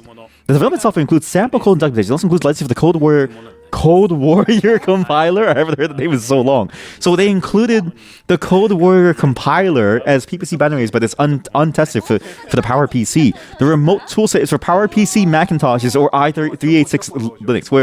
So they're using Macintoshes from Sony a long time ago. Trust me, right? Raw docking was crazy. The thing you learned when researching for the thing that you wanted to do for the PCSX2, from what you understood, PS2 didn't really have a general purpose GPU like today. Instead, it had more of a chip that would accelerate specific graphic related stuff. But basically, with Black Magic, devs made it simulate the very general purpose GPUs the way that they were to make visual effects that were not intended to be possible on the PS2. Wait, so that's interesting. So it's like it even have, so they had to recreate the architecture on a piece of hardware that didn't natively support it. Yeah, okay, maybe it's worth it to buy this for $2,000 and just to see how they make it, but also $2,000 is a lot of money. You went out, came back, and it was still downloading. How can the dev kit be North American region? Wait, you're right. Was it region locked? That's a good question, actually. PS2. Let's see. PS2 dev kit. Okay, close this link. I have too many browsers open. Sorry, just give me a second. I have too many browsers open, but I did find a PS2 edition. Final Fantasy 11 online bundle to allow you to play on the PS2. So it actually came as like a full bundle, came with a hard disk drive. This is the thing that I saw in stores that I really wanted. Crash Bandicoot invented level... What? Crash Bandicoot invented level streaming. Open world games wouldn't be possible if it wasn't for Crash. How weird is that? What? Crash Bandicoot invented level streaming. I remember hearing a lot about Crash Bandicoot and the different ways that it made things, but I didn't realize that it was that revolutionary in the way that it created things. Apparently, he also developed and patented the system of loading levels in chunks, which allowed him to create levels larger than the normal size. Wow. So they did everything on their own. 3D games were still new, and they made it so that they could stream in levels, and then they kept going all the way through. All I remember from it is that I think it was either that or Jak and Daxter, was that they had their own variation of the Lisp programming language specifically for games that they eventually dropped. Okay, so wait, PS2 dev kit, region. I guess, like, what is a PS2 dev kit specifications? Although I remember that there is actually, I think at some point, I think on archive.org, I'm pretty sure the development tools were actually uploaded there. But here we go. There's a PS Dev wiki. The major differences between the PS2 part of Tool and retail PS2 hardware are 4 times more EERAM, 4 times more IOP RAM, 4 times going from 2 to 6, from 2 to 8, okay? A flashable ROM chip instead of the usual boot ROM, so you can boot anything onto it. Dedicated interface for communication between the Tool PC and the PS2. Usually handled by the DSNet toolset known as PIF diagram. Oh my god, there's a GitHub. What? Retail debugging startup card for the SCE PlayStation 2. What is the retail debugging startup card? It is a clone of the Sony TDB startup card, which gives certain test/debug station consoles which support Magic Gates. What are these terms? Sorry, traditionally development and debugging of games and software was entirely done on PlayStation 2 Tool consoles. Oh my god. Wait, so you developed the game and you debugged the game traditionally entirely on the consoles. So I was correct. So they did everything, the entire development of the game was done on the console directly. But then somebody made this to do debugging over a startup card? Retail consoles are essentially similar, except that their CD drive mechanics controller chips don't accept master disks. Like master disks as in like, oh, maybe the like main disk to like boot into whatever the software is, or do they mean like the gold copy? But they support Magic Gate and DVD. What the fuck is a Magic Gate? They lack the tool units PAF. Sony substitute with a virtual interface that is known as the TIF. Since data, what? Unfortunately, like the debug station, as a result, what is DSNet? It's a collection of development tools that run on development PC. Some are probably more important. Some of the tool. So this connects. Wait, sorry. So yeah, so there's a debugger, but everything connects remotely to the PS2. That's fascinating. And Chad, I think this is I think that eBay listing was real, because look, this is like a real. It looks the exact same, except this one isn't sticky. Development tool with performance analyzer. Sorry, some of these came with a performance disassembly guide, manual, PS2. Oh, archive.org.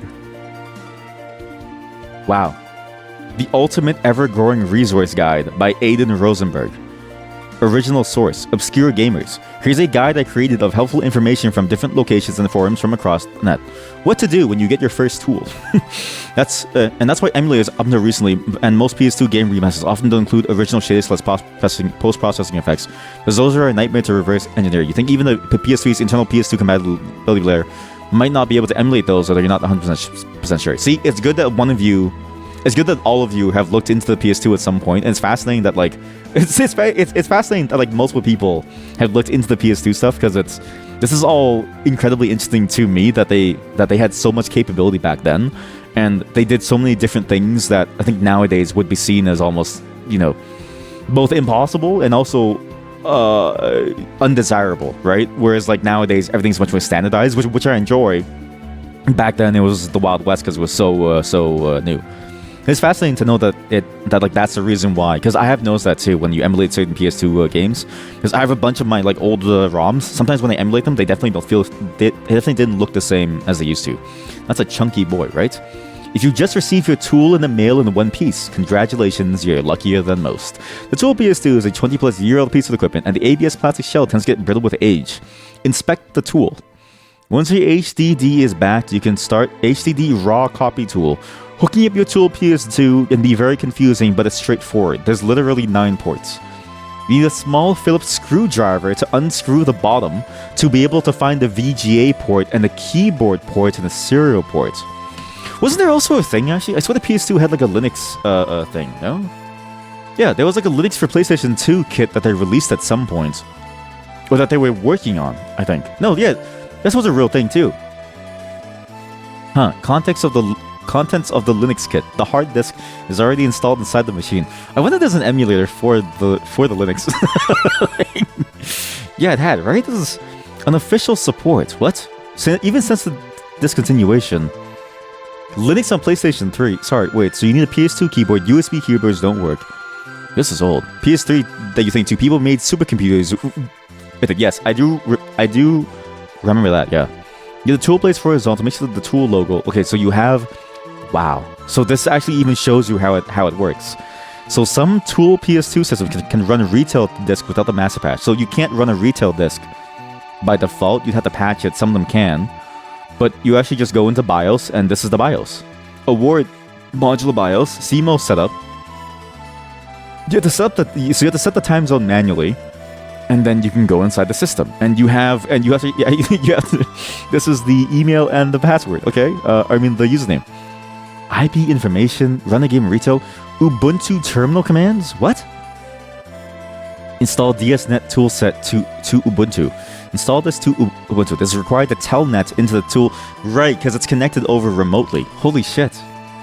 So, once you have OPR running, so this is it. This is how you would develop on a PS2.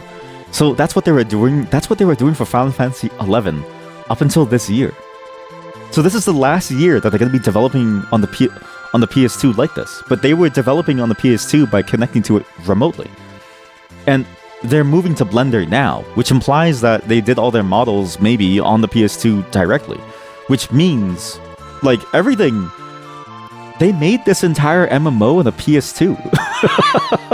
Sorry, I'm just kind of like... I'm surprised in the sense that, like, I thought they would have all the development tools on the PC.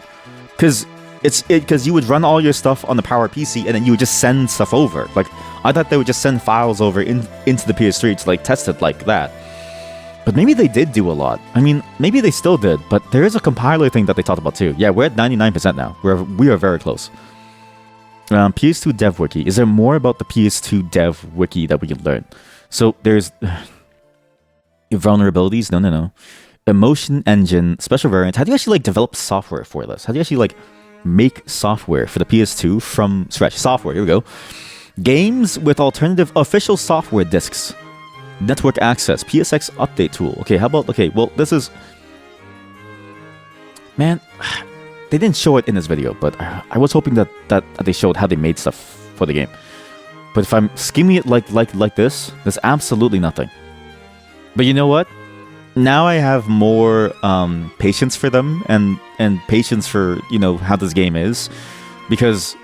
honestly, the fact that they only just recently moved away from the dev kits and that they're now starting to make the game with tools that don't involve a PS2, at least it's cool from a technical standpoint. Because if it wasn't cool,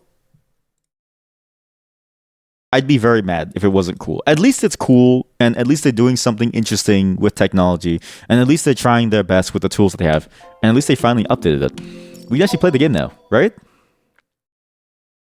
Sorry, it just closed.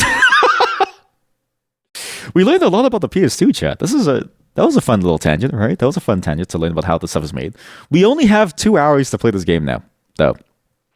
Most of the runtime was taken up. Ah, here we go. Starts in a small window. That's great. Sorry, I can't even show. No, okay, stop talking to me. It's like saying things to me, but it won't show. Why won't you show? And brought forth mighty gods. You're not even showing on screen. I'm gonna do this instead. There we go. Until after Oh, sorry. It's in the window. I have to like make it larger. I guess it shows what you can actually get a console to do with infinite research time. Yeah, exactly. Yeah.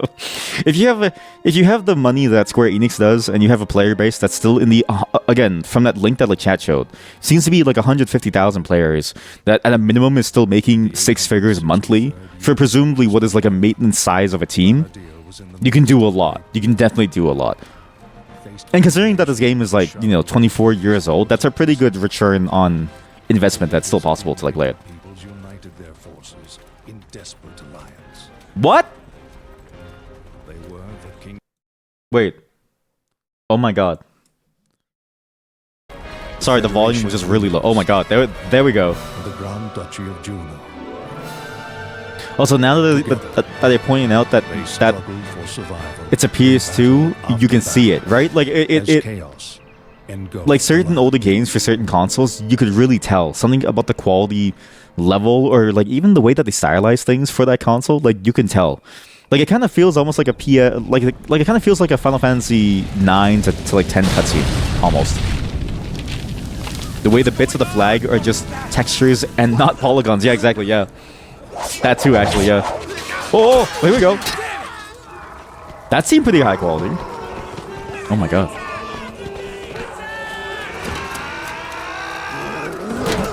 I can't believe it. We actually get to play Final Fantasy 11 today. I'm so happy we actually get to play the game today. Chat, you don't understand. You don't understand how scared I was. I was so scared we wouldn't be able to play it today. I was so worried. I'm so glad to see people dying. It's my dream come true. When it said download 2 hours and another Reddit thread said 9 hours, I was so worried. That was just the first part of 5 updates. I was so worried. I'm so happy it worked. But I gotta go to the washroom. I really gotta take a piss, but I don't want to miss the cutscene.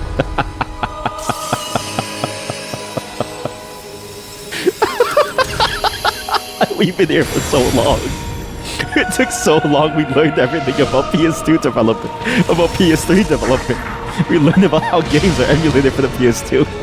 We learned about the development process. We learned about the history of Square Enix games and the real life airships.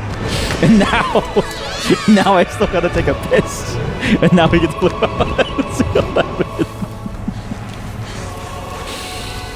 We haven't even actually played anything yet. I've just been clicking buttons and now we're watching a movie. Oh, it's incredibly high quality, but there's no particle or cloud physics like a later game would have. So true. That is true. It is very like everything's almost like a what's the term? It's like a static mesh and stuff.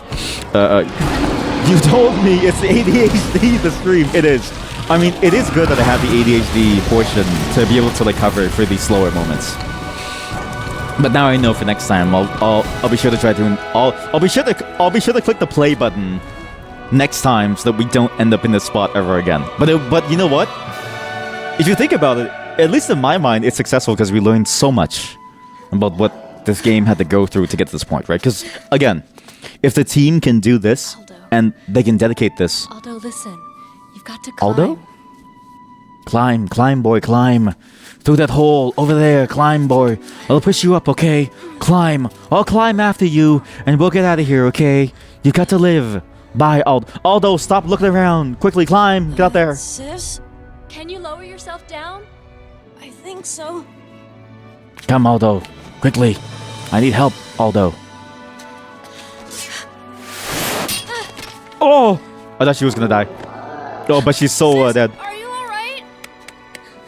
Wait, how did he get on the side of a rock? Wait, what? I thought he was like on top of the thing in the first place. Aldo, just run! Wait. I'm so confused by the positioning. Oh, it's like a cave-in. I was like, how did he get down there? Okay, now it makes sense.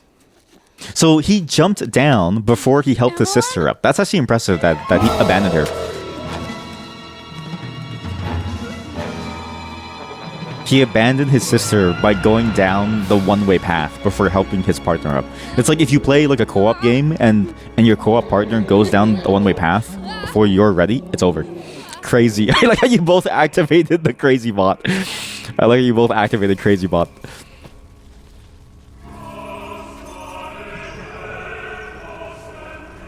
Yeah, so the town is dead. And yeah, look, it's just a bunch of textures on it. I mean, it is interesting to like see that they make it look so good despite this being so old, because this is like 2002, right? And presumably this is the original cutscene, but I don't know if this is the expansion cutscene. But even the expansion came out a long time ago too. I think it was in like the 2000s when the expansion was released, right? So for the time, if it wasn't for the fact that the video file had to be compressed to shit to be able to fit and download within a reasonable speed for 2002, I think this would look really good. And now it's green, as if to say, nature has come back and life is here 20 years later. Wow. Sis, I'm home. He's gonna find her bones or something there, man. This is kinda sad. What a small town. I can squish it between my fingers, just like they did back then. Sis, I'm home. Oh! The original cat girls! Oh my god. You know what's crazy? Final Fantasy XIV, you have to buy an expansion to get cat girls. Final Fantasy XI has default cat girls. It's the better MMO. Holy shit, you get default cat girls. It's the better MMO. Squishing cities. I can't believe we actually get to play the game after 2 hours. We haven't even played a single moment of this game. It's been 2 hours. Oh my god, yes. Ah! My ears! Ah! Okay, ow! Sorry. Ow. That was like, okay, it got way louder all of a sudden. Alright, that was cool. I really enjoyed having my ears blown out. Okay, so let's see.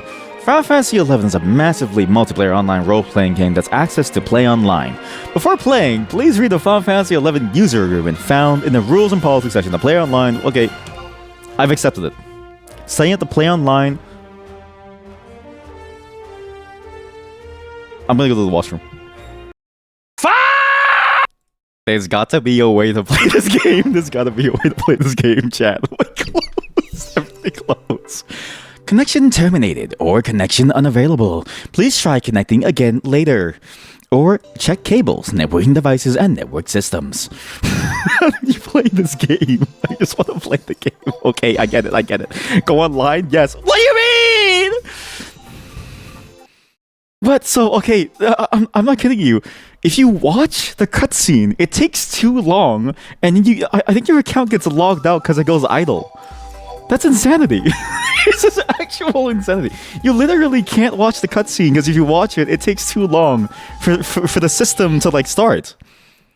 It's retrieving my messages, my friends list, developers room. I just want to play the game, please. I just want to see the world of Vanadiel, please. Please. I just want to see Final Fantasy XI, please. I've never seen this game before, please. Insanity. This is actual insanity. Okay, whatever you do, once you get to this point, 1, the game is windowed, 2, skip the cutscene. Don't watch the cutscene. It's just not worth it. And, like, it's a good cutscene, but it takes too long. Yes, accept, please. Please. I'm here, please. I'm still here. Yes! We're in! Oh, wow, holy shit, this thing looks... Wow, this is a PS2 game. Now, this is a PS2 game. Alright, I can use the title music. Background aspect ratio. The highest aspect ratio is 4.3. Everything, is it stretched for you? It is stretched, right? It is stretched. Can I make it like really small? I could. Okay, I think I need to play this in like 1920 by 1080, but I need to like, I don't know how to explain this, but the window is kind of like weird. Okay, how about we just play the game like this? Okay, so back, we go back. How do I exit? Okay, we go back. Let's create a character, everyone. Literally, it's a PS2 game. It's a PS2 game. Okay, well, let's make a character, everyone. Wow, look at this character. So strong, so powerful. Wring it out like a wet cloth. Yeah. Wait, I can even make him really tall. See the. There we go. Perfect. Now this is a game. Look at this character. Those are some cinematic black borders. This is great. Oh my god, I even love it has like, I don't know how to say this. It has fashion show music. It's really hard to hear, but like here. It's got fashion show music. I think this is a good thing. This now it looks normal. Okay, so you can make a Hume, which is a human. Sorry. Also, just like those thighs. Also, just like listen to the music difference, okay? So, human, male human, adventurous, powerful. Face kind of like, holy shit, the male human's default face kind of looks like Titus mixed with like the guy who plays Edward Cullen from Twilight. It's like a mix of both. It's like a Titus who got lost inside of a different world. Okay, now he's tired. He ran like 5 seconds. He ran for 5 seconds and he got tired.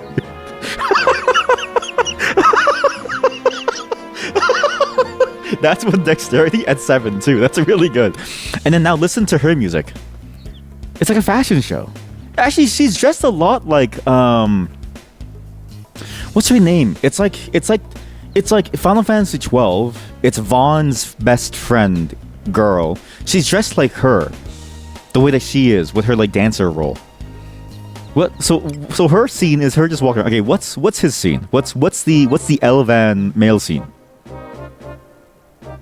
How come it's so like heroic and why is he so edgy? Why is he so emo? He just looks at his hand. Okay, looks at his hand. Very edgy, very emo. Stands up, looks, and he looks at you. Does he also get tired after 5 seconds? Why was the camera shaking? Why was the camera shaking like that? He doesn't get tired. Wait, he also has the exact same dexterity and vitality. Those legs, the hand. But he sits down. It's a fashion show. It's like the men go to war and then the women go to the New York Fashion Week. Like what is? Why did they do this? Why did they do this? So okay, so she just walks.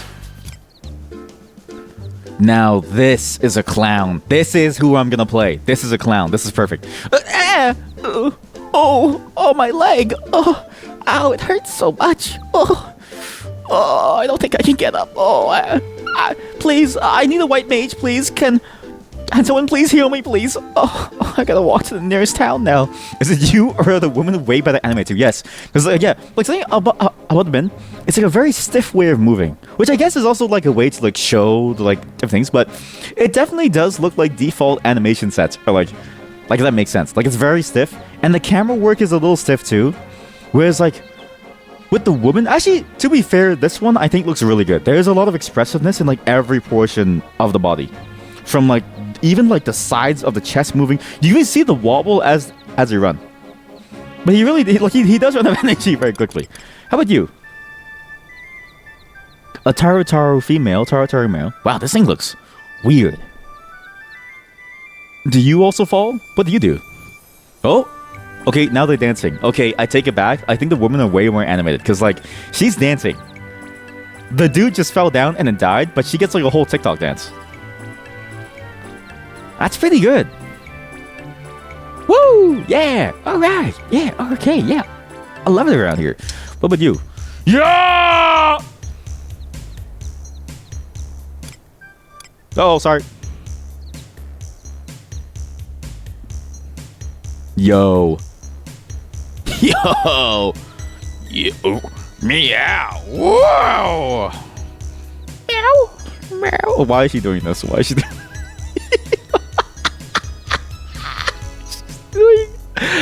I don't know how to say this. It's oh my god, I don't know how to say this. It's animated. It's animated just like it's animated like Japanese gravure. If that makes sense. Set the aspect ratio to tall for your right. We should wait. We should. It's animated just like Japanese gravure.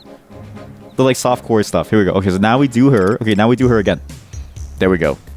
Actually, wait. Let's do the like dancing. Okay, go do your TikTok dance. Today, I'm going on an adventure. Yippee! It really does look so uncanny. Too much meow. Wait, I just want to see the rest of her. She's hard. This has to be the most popular. Like it's like I don't know how to say this. Every game has like a roleplay angle. So it's like every single game has like a pair of like characters that you use for like ERP or for RP, right? And it's like for Valorant, it's Viper and Chamber. For Final Fantasy 14, it's like all the races. I bet you for Final Fantasy 11, it's Mythras and the Galkas, 100%. Or Mythras and the humans. Those little creatures in the wide would be weird. Yeah. Widescreen. What is this? There's never too much cat. No cat voice. I did notice that too, yeah. I guess it makes sense why in Final Fantasy 14. Like, okay, she's wearing no panties. Oh, she is, okay. Why? She's going crazy. Whoa, calm down. What is going on? Her animations do look kind of stiff, but I do like the way that's going. But yeah, I guess that's why Final Fantasy 14 made you pay for it. Because in Final Fantasy 11, you might get cat girls for free, but only cat girls. Whereas in Final Fantasy 14, you pay, but you get both. I guess it makes sense. I don't like the angle. I really don't feel comfortable. I really don't feel comfortable. You also love how it went male to female until the cat people. With the doubts were like, yeah, exactly. Nah, they only need the female. Yeah. Is the cat high? Where is the cat high on catnip animation? Or like, is this it? Wait, where the cat high on the catnip animation? This is it. This is basically it. Yeah, and. It is, yeah, but it's like they know how to make money, right? It's like if you add in cat girls, that it's a guaranteed way to make money. What's the Galka? Yeah! Oi! Nanakale! There we go, the strength. Strength 8 is massive for a cat girl. Wait, you're right. Yeah, she's only one strength under the weight. Wait a minute. You're about to ask about dog boys, but you guess that is it. I mean, it is kind of interesting what the character is like, because it's like there's no relation to the Final Fantasy 14 ones, so it does look different. But it is kind of like a mix between like a dog and like a lizard. You know what I mean? Like I can feel they're like strength. Oh my god, it's so good. Look at them shaking. It's a mole. It could be a mole. Could be a mole. And look, strength 8, dexterity 9. She's actually almost as strong. Like despite having no muscles, she's actually almost as strong as this guy who is all muscle. That's impressive, actually. Okay, you know what? I think we have to go. I think we have to go for them. We gotta go for a. Oh my god, we can actually make the character. Wait a minute. This is how the character creator is. This is it. The character creator. Oh my god, chat. The character creator. It runs and it plays the animation the whole time. It plays the animation the whole time. It plays the animation the whole time as you're making a character. Holy shit! This is amazing. The devs want everyone to pick the cat girl based on stats, right? Because like, look at the human. Actually, holy shit! The human's almost as the human woman is almost as strong as the Galka too. What faces does she have? Oh my god. Oh my lord, better character creation than Baldur's Gate. Actually so much better, because you get to see them do the motion, and this is a PS2 game.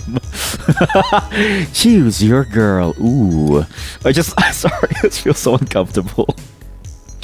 It feels feels so uncomfortable to see her do this. And listen to the music. The music sounds like a grab your backing track. Like, why is it like this? I'm gonna go back to the Galka. I'm just gonna go back to the Galka. I did enjoy bald Galka. It's yoga, right? Yoga, wink, wink, right? Yoga. Hair A or B? What hair? I'm bald.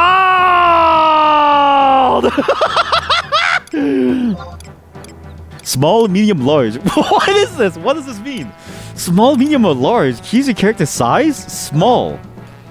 You can choose your class. Oh, different classes have different stats. Oh, look, look, look. Warrior has 9 strength, but a monk has 10 vitality. White mage, black mage, red mage, thief. I wonder if the classes are like race locked too, because this is an older game. And older games usually had like your class would even determine what gameplay options that you had. So if I go for her, I choose her hair A, because meow, meow. We go small. No, same classes. Warrior, monk, black mage, white mage. Is there only these classes? Actually, so what's funny is that this is the first time I've ever seen gameplay of this game. Yo! Hair, A or B? What hair? Okay, Chad, look at this guy. He looks like... What is that band? What is that band? I swear you know what I'm talking about. There's a band where their front man looks exactly like this person, and it's like it's like they've been put into this world. And look at it. He looks so hardcore. Smashing Pumpkins. Yeah, exactly. Something like that. Yeah. And then he gets tired. Oh my god. Oh, it does. It changes the tattoo and eyebrow. Yeah. Same classes. Okay, so I guess this is all the classes that you have. Okay, so it doesn't really matter who we pick. I'm gonna be a cat girl. Honestly, if I have to look at anybody, I would like to look at a hot cat girl. She's like hot. So I'll just be like, large. I want an Amazonian queen, and we're gonna go for a monk because it sounds cool. I feel like monks sound cool, but I don't know how much of a bad choice that this is. Name. Press the plus key. The plus key? What the fuck do you mean the plus key? It doesn't work. Names over 8 letters long will be truncated in some game windows. 1, 2, 3, 4, 5, 6, 7. What is world? Oh shit, what's that link again, Chad? What's that link where it showed the population? FFXI auction house population database. Here we go. What world is... So Odin has the most players. It's everybody is on Odin. Right now active. But most transactions ever done was on Asura, where Final Fantasy 11 most active servers. Asura is the most populated server. It's generally accepted that Asura is the most populated, including bots. Including bots. Cat monk, a conk. Cat girl, yes! There's no cat boys. When they it's a cat race is canonically Futanari, I think. Or is it like, or is it that they sleep with? Maybe they sleep with the humans and they breed with them. So you know how like we learned about the Scottish? Okay, so now we're bringing it back. We're bringing it back to the very beginning. We learned about the Scottish wildcats and how hybridization of the Scottish wildcats with domestic cats is causing them to go extinct. My head canon is in the world of Final Fantasy, in the world of Vana'diel. The cat girls mate with the humans, and hybridization causes them to become humans. So the cat girls are a dying breed of cat girls, like the Azari in Mass Effect. Yes, it all comes full circle. I don't remember anything about the Azari. I can't join Asura.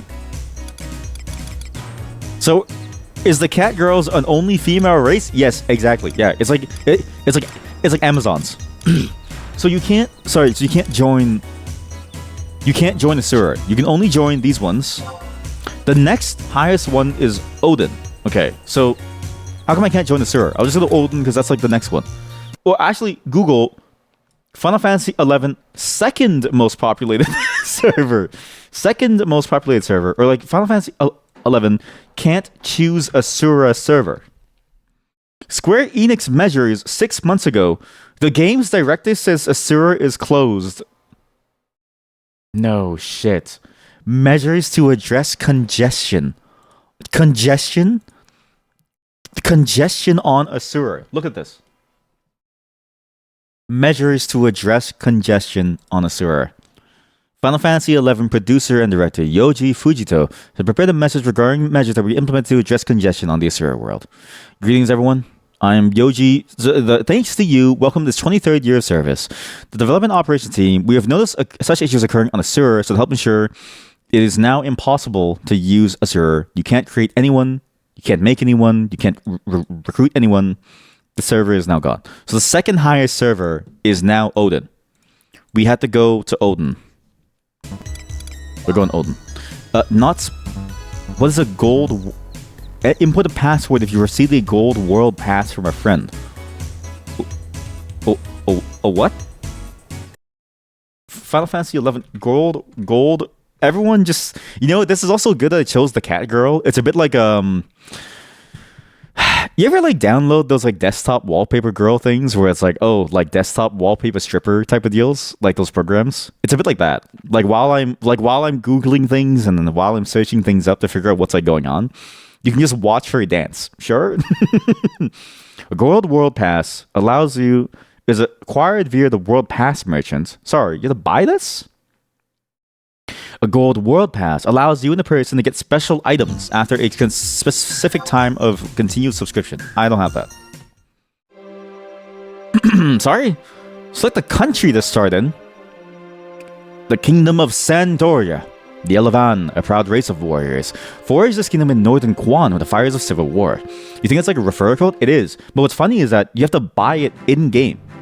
So it's a referral code that costs in-game currency to buy. So you can't... This is a crazy system. You can't just so you buy the game. You can't just give someone a referral code. You have to play the game, buy a referral code in the in-game system to give to someone. What's crazy is that that's the best ARG mechanic I've ever heard of, and I feel like more online games should have that as an ARG thing. House Duragril has ruled from the fortress city of Sandoria for over 500 years. Oh, 2 elite chivalric orders keep watch over the kingdom. The Royal Knights patrol its borders, while the Temple Knights maintain peace within the capital. Thanks to their vigilance, no army has ever breached the city wall, so the elves are stable. What's Bastok? The Republic of Bastok. This nation was established in southern Quan by the Humes. I can't read that. The contrast is fucked. I can't read this. I have to wait till it changes scenes. A people with great technological... Insect? Please switch scenes. Ingenuity, thank you. The president is elected by popular vote. They have elections? So much setup, and you're starting to wonder if there is even gameplay. Again, yeah, I've never seen gameplay of this game. I only remember that I wanted to play this a long time ago. So like this is like your first experience. This is all of our first experiences going into the game. Once a small mining town, the capital city of Bastok prospered when Mithra was discovered in the surrounding mountains. In time, it grew into the great industrial power it is today. In the southern parts of the capital lived the mighty Galka. They tirelessly worked the mines and forges that drive Bastok's economy. So this is a Hume and Galka combo city. Where do the cat girls live? The Federation of Windurst. Tribes of Taru from the sweeping grasslands and neighboring islands of southern Mindartia united to form this League of States. It is governed by a council of representatives from the 5 ministries of magic, legacies of the 5 founding tribes. The decisions are based on the prophecies of the mystic Star Sybil. The capital, Windurst City, was raised in the war 20 years ago. This prominent center of living has since been restored to its former glory. This place looks nice. Yeah, you would have stopped already. I'm here to suffer for all of you. I want to play in this city. Oh boy, chat, we finally get to see some gameplay. You know what's sad? If I don't like the game, then it's like all this was for nothing. But the thing is that I think I will like the game because I do enjoy older styles of MMO gameplay, but I don't know if that's true. Firewall, please allow. Do not block this. Please don't block this. Okay. I don't see anything.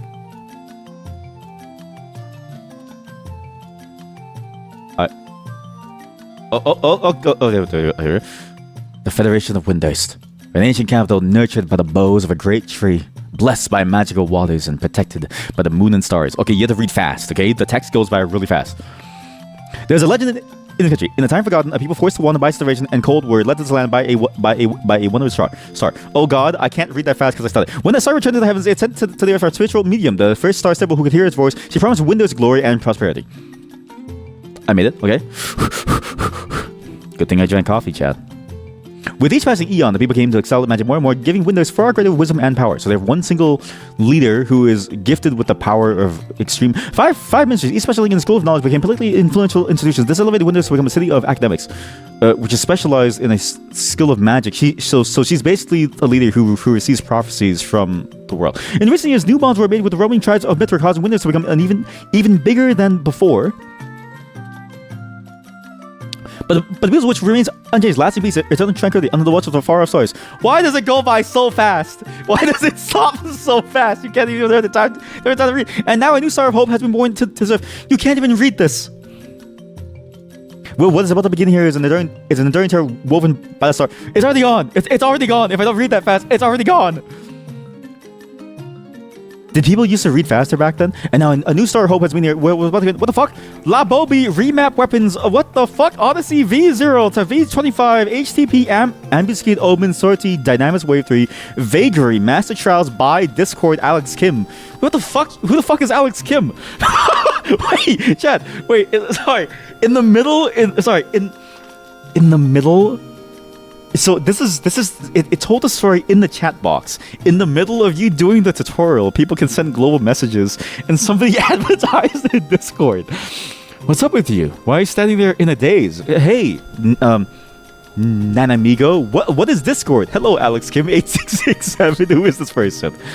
You call yourself an adventurer? Oh, here we go. It's like cat girls talking to cat girls saying adventurer. I guess one stretches her imagination enough. You could almost look like one. What? You don't know where I'll go, Nanamigo. Let me take a stab in the dark and guess that this is your first time in Winders. Yes. Yes. Well then, welcome. Yes, welcome to peaceful old Winders. Scaredy cats are being dumbed down, but the peace are enthusiastically received here. Where are you heading? What brings you to town? I don't know. Go shopping. Where am I? Who am I? Gather information. I'm gonna pretend like I have amnesia. You don't know left from right? Oh, you poor thing. God, she's so sexy. This is Winders Woods, the easternmost of the 4 districts of Winders. I can't do the tongue thing. Seeing as we're near, I just can't do it. The Bamingo around here, I'll use it as a starting point of my explanation, okay? First, if you head south around, there are several shops run by the local craftswomen. There's the Weavers Guild, which is the specialty of the Taru, and there's the Boneworkers Guild, which is more the Mithra's forte. These are the pride and joy of Winders. Do you think cat girls who can't pronounce R correctly? Do I think the cat girls that can't pronounce R correctly because they don't have it in their native language? Wait, you're right. So it's like yeah, because it's like, oh, you're right. Yeah, because in like Japanese, it's like a whole different thing, right? Like it's like they don't have the sound. It could be that, but then it's also like I like had to stop before of like, because like who created the cat girl, and then why is it that like cat girls they say the R sound, and then who invented Yan, right? Because it's like, what? It must have come from somewhere. Sorry, Alex, can you shut the fuck up, Alex? Alex Kim 8667, can you shut the fuck up? I'm trying to read the fucking story, bro. I don't give a fuck about your remapping. I'm trying to read the fucking story, man. Nyan is their meow, right? Is that actually why? Is it because that's their like meow? Oh, I didn't realize. I thought it was like a whole separate thing. If you head north and around, you'll find roads that lead to the Dalamo Farm and Chocobo Stables. Just follow the sweet smell of nature. Take the road north and you'll find an apothecary mixed among the Mithra groves with the Mithra houses. Take the road south and you'll find an auction house. Here we go. Nyan is their meow. This guy. Compared to the other districts, there's hardly any Taru buildings in Winders Woods at all. However, the Manustery, holy shit, the Manustery, that'd be funny. It's like, I don't know how to say this. It's like a Manosphere retreat called the Manustery. Chat, Manosphere retreat called the Manustery. When they train you into the Alpha Sigma male. When they train you into a Sigma male monk. That's really good. You have to imagine that they sound like a G. Oh yeah, and that they tend to have wares, right? Exactly, yeah. Like just like something about their inflection. Like it's definitely there. It has to be. However, the Monastery, one of the 5 ministries, is right there. The building up there is the Monastery's Guardian Workshop. Also, I try, but I really don't know how to like my tongue doesn't work to like roll, and I don't know why. So those Guardian guards are manufactured. What? Manufactured? Finally heading west from the round will take you to Windows' residential area. You can buy housing? If you're a citizen of the Windows, you can use one of the Mog houses inside of there. Ask the guards at the entrance there for details. Also, why is it saying, what does 100% mean? What is S sent and received? My ping is 130. What? It'll help you enough for today. I'm sure you get the idea. Yep. Nanamigo's lesson on Windows is over. I discounted your tuition fee to a mere 1,000 gil. What? Come on then, cough it up. What? Okay, sure. You catch on quick, kid. I'm beginning to think I could like you. Did I actually lose 1,000 gil? Hold it right there! Colo la colo. Those arrows be tripping. It is kind of messing up, yeah. Oh my god, it's the police! Hold it right there! Nanamigo! Alex! Shut up! Alex! Fuck off! I'm reading the story, Alex! Fuck off! Nanamigo! You're up to your old tricks of duping travelers out of their... What do they sound like? Nanamigo! You're up to your old tricks of duping travelers out of their hard-earned gil, aren't you? We, the Star Onion Brigade, won't let you get away with it. Let's all friend. No. Don't do that. Do not bombard Alex. Do not bombard Alex. Alex is just trying to make some honest gil in this world. Don't blame. Okay, don't hate the player. Hate the system. He lives in a capitalistic society where to refer your friends, you need 1,000 gil. He's just trying to make friends. Okay, Chad. He's just trying to make friends. Please don't bother him. Please don't bother him. Not these sons of bitches again. Wow, I would have gotten away if it weren't for you meddling kids. Wow. Oh my god, the localizers had a lot of fun with this one. I can see that the localizers played with the idea of like references to different IPs. I do enjoy that they played that because Final Fantasy localizers do have a lot of fun with it. Due to this disturbance, I'll have to end your lesson for today. We'll continue another day, and that's when I'll collect my fee. Bye. Oh, look at her go, Nanamigo. Hey, she's getting away. After her. Hey, don't run so fasty-wasty. Oh my god. What is this world? That Mithwa is a that... Don't laugh. This is a serious dialogue, okay? This is the police. Don't laugh when the police is talking to you. They will arrest you. That Mithwa is a really bad Mithwa. We all called the cat burglar. I sound so stupid. I sound so silly. If you need wheel help, head towards the fountain. Jack of Spades is on guard around there. He will teach you all you need to know. Check the map to find the way there. Jack looks a bit scary, but I promise. Jack looks a bit scary. He's so scary, but I promise he's the nicest Guardian you'll ever meet. Misa, say yeah, Misa, Yusa, yeah. Oh, and give Jack this. You can give it to him. Shut up, Alex! You can give it to him by using the main menu's trade option. What? I've marked his location on your map for you. Select map from the main menu and choose markers and squirrel to the right. We forgot to introduce ourselves. We are the Star Onion Brigade. We are the protectors of a brighter tomorrow. It'll pay you to remember us. If you're the police, this place, like, no wonder it burnt down. No wonder this is the only kingdom that like burnt down because this is your police force. Oh, okay, bye. Japanese do have rolled R as one of the variants. Oh yeah, because they do say like right. Rage pronunciation of the R phenome. You think the rolled R has a connotation sounding more aggressive than the normal? Yes, because that like classic line of like someone going right. It's like that. You know what I mean? But as Mora pointed out in the original Japanese script, instead of doing the R thing, they probably replaced nya na with nya or something like that. Wait, na nya. What's like the na? Okay, so this is the chat. Target at a range. How do you play this game? Chat in telemode. What? Press the right directional button to change the Holy shit! Tell, chat range, vicinity, say, party, shout. Bonanza Moogle. What the hell's a Bonanza? So this is, wow, this is an old interface. Ninjutsu? Yo, no one told me that I had ninjutsu. Geomancy abilities, sure. Job abilities. 100 fists. That's my ability. Cool.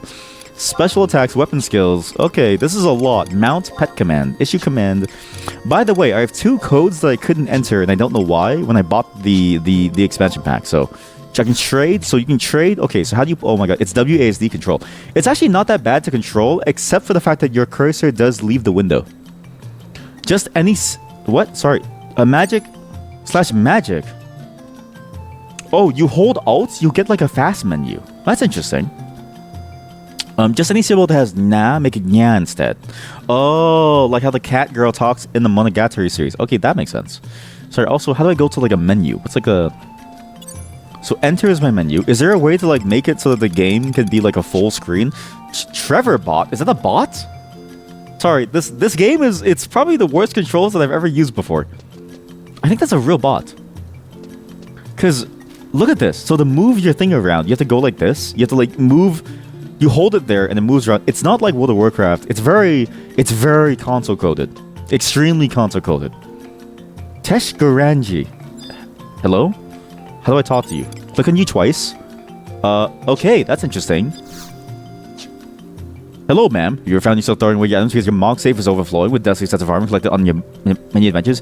My colleagues and I have heard the... Have heard the what? Hello, ma'am. Have heard the...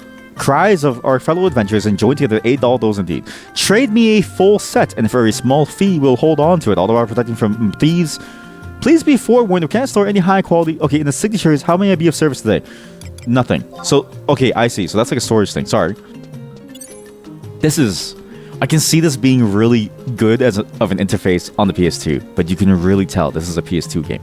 So there's also no jump button, it seems like. You press space to talk to people. Jack of Spades. So you're the person I need to talk to start the quest. Hello? Oh, I need to trade with this person. So how do I trade with this person? I go... Allow me to assist you if you are lost. What can Jack do for you? I want to try the tutorial. I want a map of the whole area that I'm... I want to try the tutorial.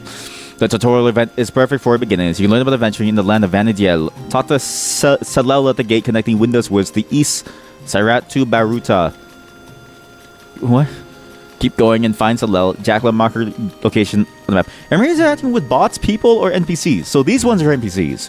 But I apparently, when I read the Reddit threads on this game, there are a lot of bots in this game, apparently. But there should be people too. You can find the mark by pressing the map button, selecting markers and looking to the right. Selecting wide scan will also show you the locations. Wide scan. Okay. I want to find some quests. Since this is when it's crowd for age, I find people who are in need. You find people who are in need. Sure. Okay. Finally, some information. Let's talk about attributes. Intelligence increases the magic accuracy and damage. Okay, why'd you give me like a tutorial on that? Okay, sorry. I want to find some quests. If I select this option, do you mark them all? Windows mana. The following people in Windows might need your help. Thank you. Who will I go to see? I'll go to Kirutoto. Let me mark that location on their map. Thank you. It takes so long to go through these like dialogues. Sorry. Finally, some information to help you. Let's talk about attributes. Agility has a variety of effects, such as increasing physical evasion and accuracy or range attacks. Sorry. What other options do you have? Can I get a map? Teach me about records, the Trust Initiative. I want a map of the area I'm in. How do I fight outside town? Nothing for now. If you're to ask, okay, so I have to give him items. How do I open the menu again? How do you open a menu? There we go. I need to display a list of trust magic. No, not chat. No, I need to trade with you. How do I trade? Tell a party. Magic. How do I trade? Abilities. No. How do I trade? She said to use the trade option. Where's the trade option? Didn't she give me like an item to like do stuff with? Uh-oh. Let's just go do the tutorial. How do you open a map? How do you open the map? Sorry, just give me a second. I'm still learning the controls here. Sonemuni's. Why is the map button locked in with the interact button? Or like the inventory button? The menu button. What? Sonemuni's my name. Currently traveling the world and training to become the greatest fighter who ever lived and to get me hands on the greatest treasure that ever was. Over there's my mate, Gora. As you can see, she's one spunky monkey. She's one spunky bunky. Unfortunately, she's lost her motivations. We're gonna take it all too easy. As of late, I just love to rekindle her passion for adventure once again. But blow if I know what to do. Blow if I know what to do. Come to think of it, the other day when I told her the story of the great monk Scorpio who fought the giant scorpion with his bare hands and broke off its scorpion stinger, well, she showed a bit of interest for once. Thanks. Please let me open. Please let me open. How do you open? What are the buttons? Sorry, I'm trying. What? Target out of range. I know. Okay, hold Alt. You get this thing. I can solo play. Okay. What like water sports? The fuck does that mean? Space is how you type. Alt gets you that. Hold Shift. Hold Tab does nothing. D. Okay. F is log window. Q and E to rotate the menu. V. Oh my God, there's a first person mode. B. G. H. H lets me lock on. Y lets me. I don't know what is this. L. M. This game. Chat. This game has like roguelike controls. Like it kind of has the same controls as like a roguelike game. It's sort of weird. Okay. I don't even know if there's like an options menu. Open the input menu. Sorry. You can also left click to open menus. How do I open the map? Please, I'm begging you. How do you open Final Fantasy 11? How to open map? You have to type the map button. Okay, Final Fantasy 11, how to open main menu. There's a command that you can type for it. I have no idea how to open the main menu. The dash key. What the fuck? The dash key? You fucking kidding me? Okay. It's the dash key. Hello, I'd like to trade with the current target. So you have to target this person, and then you have to trade with them. And I have an item, apparently, that they want me to trade with them. What's a gobby key? Adventurer coupon.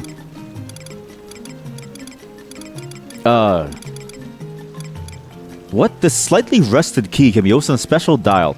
This adventurer coupon is distributed to promising recruits to get them started. It's rare. Okay. Thank you kindly. Please take this in return. Jack has no need for this. Jack recommends you talk to a guard named Salel. Wait, he took my coupon. Is that bad? Was that good or bad that I gave him my coupon? I'm sure someone's gonna come into my chat and be like, why did you give him the like coupon? Use.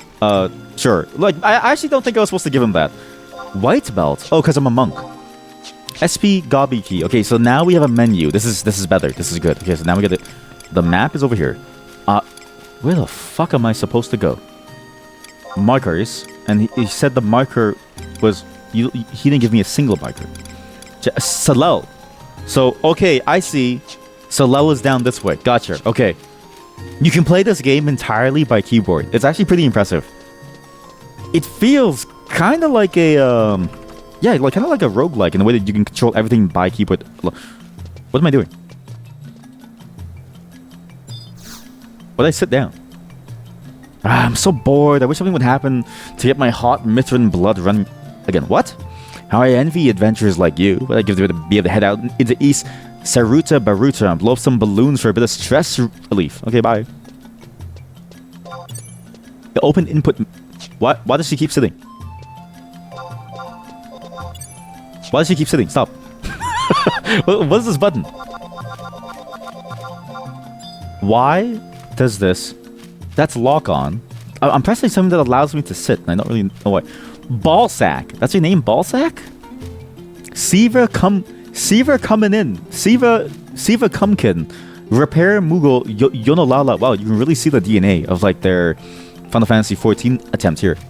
You can see a lot of the DNA of like a world filled with NPCs to like play with here. I don't think I'm in the right place. Sorry, help desk? Search for solutions. What? Search for solutions. Communication. Current time. Oh my god. Config. Yes. Shared window. What the fuck do you mean shared window? Log window. What's a shared window section? I can skip to 15 in this video for the nya. I don't want to hear any more nyas. I'm sick and tired You're in Yaz, I'm sorry. Wait, what? So how do you actually like make the game look good? Global. Chat language filter off. Idle time until auto disconnect off. Nyan. Effects. New miscellaneous software keyboard. Hide certain chat messages that contain terms designated by your filter setting. Miscellaneous 3. Okay, what is this? Area display graphics. Deleting areas affect when what? Where's the option to change? I know this is a game from 2002, but there's really like there's no full screen option. I just have to live with this. Windows gameplay. Auto target during battle. Inventory. Okay. I forget. This is how old games are. Old games are just like this. There's Salal. What did you just watch? What did you just watch? Please tell me what you just watched. Karyu. Karyu is a good name. Oh, Salal! Oh my god, Salal, it's you! Greetings and well met, protector of the Federation, Salal, at your most humble service. I can't keep doing this voice. It's gonna hurt me. There is so many options, dear Faye. There's so many options. My station is to help those new to the life of an adventure in Van. Okay, what is this? What is this video?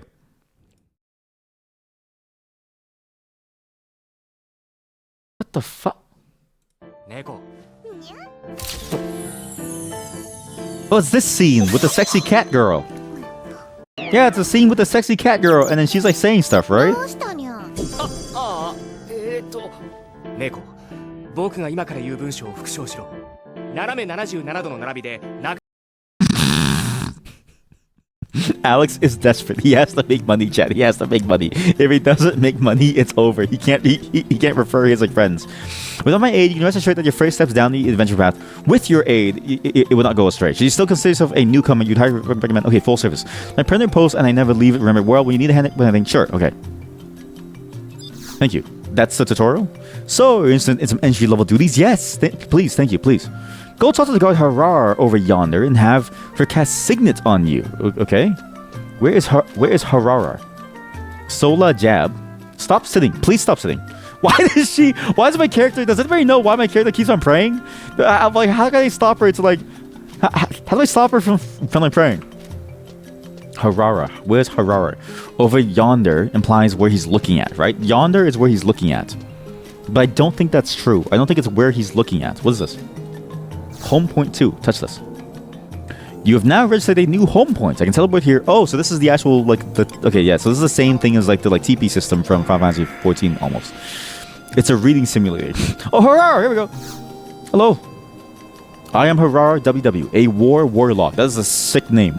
That's an amazing title. I'm one of the guards charged with overseeing Winter's conquest camp. This is a warring nation? Would you cast Signet on me? We had first place in our hands, but we let it slip away. If you want to be ranked first in Van Adiel, each and every one of us must do our part. Look forward to hearing of your achievements. No, I want you to give me Signet. Good luck, citizen. I bestow upon you your nation's Signet. What is a Signet? You are now taking part in your nation's conquest campaign. Is this a good or a bad thing? What do you mean conquest? What is that on the top left of my screen? Chat, there's something there. It's. So I now have conquest. How do I see my status? Hello, Methda. Methda, like meth. Status: view your profile, including current allegiance, Windwoods, job levels. That's a lot of people here, actually. Wow, there's actually a lot of people. So really, combat currencies, playtime, merit points. That's a lot. Okay, here, egg. Yeah, I now have an egg. You know, it is fitting into the fan fiction of like how the cat girls reproduce, right? You spawn as a cat girl and you immediately get an egg for later. Looks like you're able to get your Signet. Easy enough. Yes. As long as Signet is in effect, there's always a possibility that you'll obtain crystals from any enemies that you defeat. Those more concrete benefits such as increased defense and evasion. So it's a buff. And it allows me to get crystals. Are crystals the currency? Like the premium currency or like a non-premium? So it even helps you when not engaged in combat with an enemy. For example, it boosts the rate at which healing occurs while at rest. For all these reasons and more, you should consider it essential to have Signet casting at all times. Very well then. As a reward for successful completion your first time, I would like to present you with these strips of beef jerky. Thank you. It's it's like you walk into a gas station. I'm not kidding you. It's like I just did a side quest for a gas station, and then they like gave me like a promotional deal on like beef jerky and like a slushie. Like, it's like, are you sure that you're a soldier? Like, is this? I think they just gave me their lunch, and like, I don't think you get paid very well here. There's more here than meets the eye. That was a joke. Anyway, this is a type of meat known amongst adventurers as a meal. What is this? This is a great sentence. There's more than meets the eye. That was a joke. Haha. Anyways, this is a type of item, as if you don't know what this is, known amongst adventurers as a meal in quotes, because it's just dried meat. It's like, this is a meal, as they say. Haha. Whenever any type of meal is consumed, you'll receive such temporary status bonus. Naturally, different meals grant different types of bonuses. Okay, sure. For the most part, meat dishes will affect attack power. Seafood dishes enhance defense, and so on and so forth. What do you mean, so on and so forth? What the fuck does that mean? I don't know what food corresponds with what. What do you mean? What do you mean, so on and so forth? No, explain to me. Explain to me what corresponds to what. Because in my mind, what does a vegetable increase? I don't know. He's saying this like he's expecting me to just know that like vegetables give you something. It's like, I don't know what vegetables give me at all. Some vegetables give you a penicillin. Other ones like kill you. Hi, Alex. Take care. It's like dishes. Like, it's funny that again, quest dialogue is done in the same chat box as the shouting. So Alex Kim can just consistently like say this, and it consistently causes you to like run out of space for your actual thing. One thing you should make note of, however, is that you cannot eat a meal while another meal has both effects still in effect. Your stomach will simply burst. Wait, a lot to cover. Am I still with you? I'm good. This is a breeze. Great. Well, talking going prepare soon.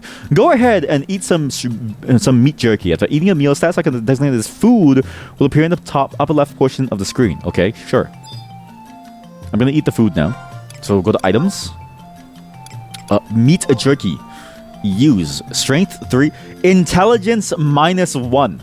Gives me 23% attack power. Okay, sure. I guess I lose intelligence. I lose intelligence by eating meat?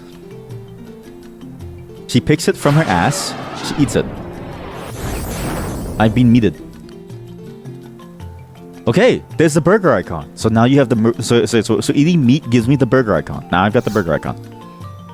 Check out the full belly on you. Well, okay, listen, buddy. All right, I'm a growing cat girl. Okay, it's temporary. It's just bloating. Significant meals can both play crucial roles whenever you take on any type of enemy. There's a key lesson that you would do well not to forget. Next, it gets those pristine hands of yours nice and dirty. No sense letting the food go to waste now. So let's take you out to fight a monster. Yes. Exiting through that gate over there will lead you to an area with hostile enemies. Try to target one of the monsters and select the check option from your menu. This will help you ascertain the enemy's level of difficulty, not too strong. Yeah. Pick your fights. Engaging any enemy that checks is very tough or above will result in your signet not granting you the defense and evasion bonuses. So if you fight too strong, you'll die. You have to stick to your level. It's high time you learn how to use a weapon skill. Perhaps you already know this, but sometimes when fighting an enemy, your skills will rise little by little. What? It's very old school where you have weapon skills that rise as well. When you're skilled a weapon, you are when you reach the predetermined value. Weapon skills become available for use. Combo for those that with hand-to-hand weapons. Wasp for those who fight with daggers. Fast play for those who prefer the sword. Shining strike for wheels of the club. Heavy swing for those who take the staff, and on and on and on. Different skills for every single weapon type. Selecting stats from the will bring up the combat skill option. This will display all the current skill values in all weapon categories. Remap weapons. Odyssey, VTO, Discord, Alex Kim. The first weapon skill for each weapon can be linked at the skill value of 5. Which are the first going through? Okay. Holy hell, this is a very long tutorial. There's a lot to go through. And it's instance. But now, okay, chat, we have to do our first combat. Downloading data. I'm terrified if I see that. Area East Saruta Baruta. Where? There we go. This area is currently affected by the super coup power, Artisan's Advantage, Myriad Mystery Boxes, and Swift Shoes. What? Wow. This game looks really good, actually. I can see this looking really nice on like a PS2 on your TV, just sort of blown up, right, as you're playing on the PS2. And especially for the time period. Like, this is like, what, the early 2000s, right? Your next best bet was PSO. And then, like, PSO definitely did not look like this, though. Like, I feel like this game visually definitely wipes the floor with a Phantasy Star Online. And you're thinking of like a full... Oh, okay. I need to check you. So I'm gonna check you. Seems like a decent challenge. Has low defense. I'm gonna beat the shit out of you. How do you fight? Select a target to auto attack. Oh my god, it's tab targeting. Ow. It's like tab targeting it's tab targeting with cooldowns. B emoji. My evasion skill rises by 0.2 points because it missed me. My evasion skill rises and my hand-to-hand rises. I can actually move around. Oh, I actually move, sorry. I gained 320. The monster was concealing a treasure chest. What do you mean? That's literally impossible. It's a B. The chest is locked. Attempt to unlock it. What? Well, 6 chances. There's a lockpicking minigame. You have a hunch that one of the digits is 1? What? What? Sure. Okay, enter a combination. A 2-digit combination between 10 and 99. I'm gonna do 10. 11. You ever hunch that the lock's combination is greater than 11? Oh my god, it's like a binary search. It's like a binary search. Attempt to unlock it. Now we enter. One of the numbers is 1, so 41. Lock's combination is greater than 41. Okay, so it's even higher. So let's do 81. Oh my god, I actually got it. Wow, yeah. There we go. Yeah, 3 tries. Cool. Okay. Which item? A pair of brass bagnacks. What the fuck is a bagnack? What? Holy shit, it's a hand-to-hand weapon. Yeah, oh hell yeah. Level 11 for a puppy? What? Warrior, monk, red mage, thief, dark mage, beast, ninja, puppy, and the Democratic Party something. DNC? I don't know. What? Well, to this I'm sure. Alright, I'd like to take my potion too. This is a very laborious thing to like go through and slowly pick things up. I'd love a potion. Thank you. Alright. That was fun. Let's go beat this up. So, I mean, I guess we gotta get our hands dirty some more. It was just schlepping. What is schlepping? Schlepping. Schlepped? Also schlepped. Sorry, this is the worst. Why did they define it like this? Merriam-Webster, schlepped, also schlepped, schlepping, also schlepping. Transitive verb, drag, haul, intransitive verb, to proceed or to move, especially. It was hauling food. It was hauling food around, and I killed it. It was hauling food to its family, and I killed it. Well, I should have thought about that before it showed up in front of me. Tiny Mandragora! You're going down, buddy. Let's go. Fight me. Alright, let's go. Woo! Yeah! I missed. What's the point of running around? What's the point of running around if you can't do anything? Yeah. Ooh, yeah. Ah. Ooh. It's level 1 now. Oh yeah. Let's go. Oh yeah. You can't touch this. Ooh. Yeah. Ah. Ooh. Yeah. What a great combat system that you can run around like this. Oh, yeah. Yeah. Ooh. Ah. Yeah. Ah. Come on. You're going down. I'm gonna beat you up. Let's go. All right. Yeah. It's like Mike Tyson or like something. It's like Muhammad Ali when he's doing all the like dodges, right? In a show match. It's the same flow. It's the same flow. I found a 2-leaf Mandragora bud and I leveled up. I love the sound. Is this a screaming thing from Harry Potter? How dare you? But yes, it is. But also it is like it's funny because like I feel like I've seen the Mandragora in so many like games from the Japanese side of the world that to me it doesn't like it never originated with Harry Potter. Like my first experience with the Mandragora was Castlevania Symphony of the Night, far before Harry Potter. So it is funny to note that the concept is like A, global, but also B, like completely dependent on where you first see it. But it is within Harry Potter too. It's the same thing. Savannah Rarab. What? Also, sorry, I need to flip my keyboard keys because it's like my keyboard, my keys keep falling off and they flip. So he said to get to level 5 with my skill and then come back to Totoro.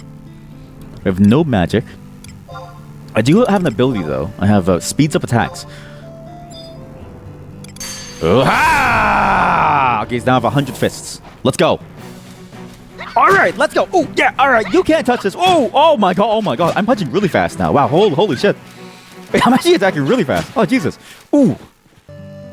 You find a muddy bar tab. You find an earth crystal. What's an earth crystal? I feel kind of bad for like killing it, but okay. So what's an earth tab? Sorry. Stop sitting down. What's this? Leaf mandragora bud is responsible for synthesis. What? Photosynthesis. Use it on me. I'm full. It's food. A crystal infused with earth energy. Synthesis. What? I mean synthesis. I can use this to synthesize things? Wait, the mandragora is a real plant? There's no way it's a real plant. I thought it was just like a thing in like a movie. What? Holy shit, you have a lot of equipment slots. This reminds me of what are those games? Like it reminds me almost of like MapleStory, but like all old school MMOs have this thing. I mean, even modern day MMOs, but like I do kind of miss this layout of your items. Though I do wish it was kind of like Diablo 2 where you see the character like the character doll. That to me is the best way to show the way that your character looks. Also, I don't think I was supposed to trade my coupon. I don't think I was supposed to trade my coupon, chat. Now that I think about it, I think I was supposed to use that coupon for something, but I traded it away because I thought that tutorial was telling me to. Oh, I think I lost something very important. So I had to use my ability to make myself faster. You must wait longer to use this.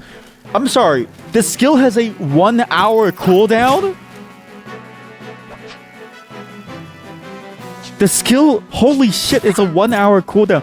This game is definitely, at least gameplay-wise, very different from the Final Fantasy XIV DNA, where it's like, you really do have to wait. How come I can't see the monster? Hit it. Come on, hit it. Bye-bye, coupon. Hit it. You have to look at the bee. Level up! You find a Beastman seal. Beastman seal. The Beastman uses seal as a checkpoint pass. It's used by pressing clay onto a piece of... Pressing into a surface on a piece of clay. Okay. We're almost close to skill level 5. I think that's our duty. Is that our duty? Is there a way to see what your duties are? Quests. Current. The Amazon Scorpion. No, not wrong thing. Missions. There's a mission? Nations. Apparently its roots often resemble a person. Oh, I think I have seen it. Yeah. It's like a real plant, yeah. Okay, well, so, is the tutorial... I don't even think the tutorial thing is a real quest. I think it's just you do it, but it's not really a quest. It's just a way to teach you how to play the game. I need to go back and talk to him again, because I forget whether it was just to fight somebody or to use a skill. Is that a book just floating here? Field manual? What? The field manual has been placed here by the Adventurers Mutual Aid Network by the Amon. What to do? Read about elite training. What? You read instructions. Elite training chapter 7. What? Undertake this training regimen? What? Read about individual training. Page 1. Information instructs you to defeat the following. 6 members, target level, training area. Oh.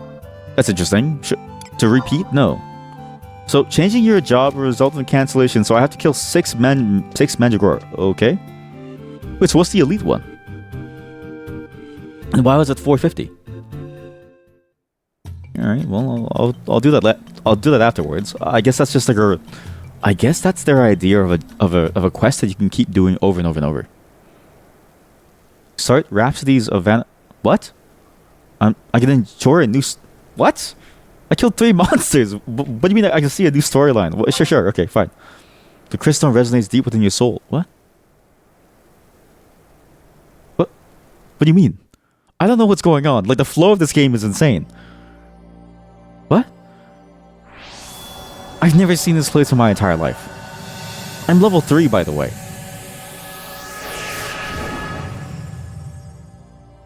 Who are you? And holy shit, she looks cool. I like her costume. If there's anything that Final Fantasy does, the Final Fantasy team has really, really good fashion.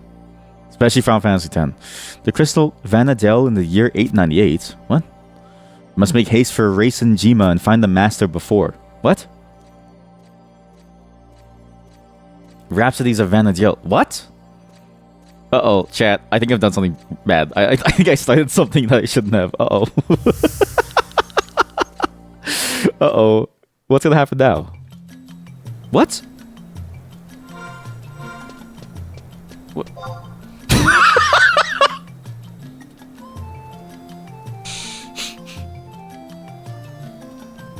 the fuck is going on in this game? Why does she keep praying? I'm not pressing anything. She keeps praying. Like the character randomly prays. Why is this game this? So Lal, tell me what I'm supposed to do. It's high time you learn. Okay, I do need to use a weapon skill. Okay. So make that your first goal, and we'll take it from there. Sure. Okay. All right. So it is. Yeah, I had to get more weapon skill. And so sorry. I saw a cutscene. I went back in time, and then now I'm back here. But that wasn't me. It was another character. And then it just stops. Like, it doesn't tell you anything. It doesn't start anything. It doesn't bring you anywhere. It just shows you the cutscene, and then just like... What the fuck is going on? Okay, let me do an elite challenge, too. Yeah, let's do like a... Oh, read more about elite training. Here we go. Yeah, here we go. I would like to do introduction. Yeah, sure. You don't have enough tabs. What? With browser tabs? Alright, well, chat, let's go kill some Mandragora. Whispering Tortoise. Why are you named Whispering Tortoise? Hi there, I'm Whispering Tortoise, your friendly neighborhood Smile Sergeant. I'm in charge of running the beginning level Smile Bringer boot camp in this area. What? I'd be thrilled to answer any questions you might have, and of course signing up too. You'd like that, wouldn't you? Sure. At this time of year, we're collecting a donation of 600 gil for each participant. All proceeds go towards presents for the children. Oh, won't you think of the children? Charity begins at home. Give to the children, I live to give. Charity begins at home. Charity begins at home. I feel like I'm a film director going gonzo, chat. Look at this. I feel like I'm like filming a found footage film. Oh, you made this smiles on your face. Well, loot this spot because I know you'll be able to turn my frown upside down, so I have to give you money to do whatever your training course is. How do I even see how much money I have? Where's my money? Next level. Gil. Profile. How do I see my gil? I'm a monstrosity. What does that mean? Why am I a monstrosity? What? Conquest points? Yeah, okay, sure. But what's my gil? What the fuck is this? What are these? How do you see your money? There's no shot. You can't see your money. Where are you supposed to see your money? If it's not in currencies, where is it? List items related to the Unity Concord. What the hell is a Unity Concord? What? Sorry, Unity... What? My Unity? No, I don't care about the Unity engine. I care about how much money I have. Please. I'm begging you. Select merchandise to put on sale. Oh, I have no money. Who gives a fuck about the kids? Okay, you want fine. I'll do it. Stop praying! Why do you keep praying? Please stop. Please. How do you zoom out? Why does my character keep praying? This game is impossible to play. Sure. Yeah, I'll pay. You don't have to kill.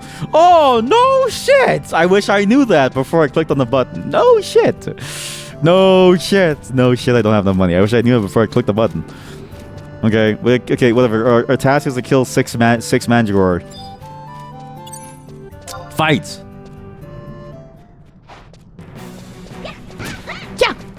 Oh, yeah! Oh, yeah! Oh, yeah! Look at this! What? Yeah! I can, I can film it. I can film it like it's like a UFC montage. Yeah! Yeah! Oh, oh, yeah! You feel like this game's playtime is exactly the amount of time that it takes to learn. And as soon as you know, you finish it in like 30 minutes. It does kind of... It's starting to feel like that. Yeah, like there's a very... It feels like a way too dense game, but it also makes sense because I feel like back then... I don't know how to explain this, but like older games did feel like they were a very dense style of game. But also, the thing that I definitely knows about this game too, there's no... It plays like an old school game where it's also very not handholdy, which I do enjoy, right? I do enjoy that. But... I don't know how to say this, but we recently played a new MMO that was trying this concept called Apogia, which I thought the system was really good, where it's like a Guild Wars-esque thing. And it made me realize that no, it's not that these games were designed to be hard. It's that in a way it is missing some level of connection between what you do and what you're supposed to do and what you're supposed to figure out, right? Like it is missing some sort of like some sort of feel to like the flow of the game. Though it does require you to pay attention to continue, it's missing something in the level of like the execution quality. Like it is missing that. Whereas even though the game Apogia started you out of nowhere, it kind of naturally led to an exploratory mindset where you would be going through and typing in things to see what to do within like world. This one feels much more disjointed, where you just kind of go to like one NPC to the next, but it doesn't really like feel like you're doing anything. Like it doesn't feel substantial at all based on what we're like doing. Where something like say like even like RuneScape initially has you. It's a very similar system where you just ask NPCs what to do, but then when you go around and you start to like do things, it feels like there's like more weight to it versus just like grinding. It's not the worst thing ever, but it definitely does feel very, I don't know, weak. Let's open this. But again, we're still so early that I don't really know. And you know, if people still play this, there has to be a reason why, right? Second digit is even. Okay, so any even number in the second digit, that could be anywhere from like 2 to the 8. So we'll do 28.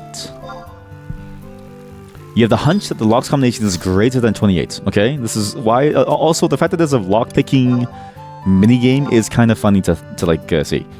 56. Less than 56. I bet you it's 34. I just have a feeling. 34. You have a hunch it's less than 34. I tried 28, 34. So it's 20 something. 32. It has to be 32. There we go. Perfect. Binary search. Love it. A flask of eye drops. Sure. Cures blindness. Sure. You also have to go through the menu again. Okay. It also doesn't help that the game's control system is very old too. Like it is unfair to compare it to something like Apogia because that game is newer, so it has the advantage of like having a newer kind of control scheme, which is smoother to use. But this one is very tedious to go through, even by way of the controls, which makes sense. Again, it's an older game. I'm not holding that against it, but you definitely feel it, and it is like once you get past that, though, I am hoping that it starts to get better. So brass bagnacs, which we've had before. Sorry, not that. Please let me. Sorry. You only get to choose 2 items. You either get the bagnacs or you lose the mitts. Okay, I should have chosen the mitts because now I have 2 bagnacs.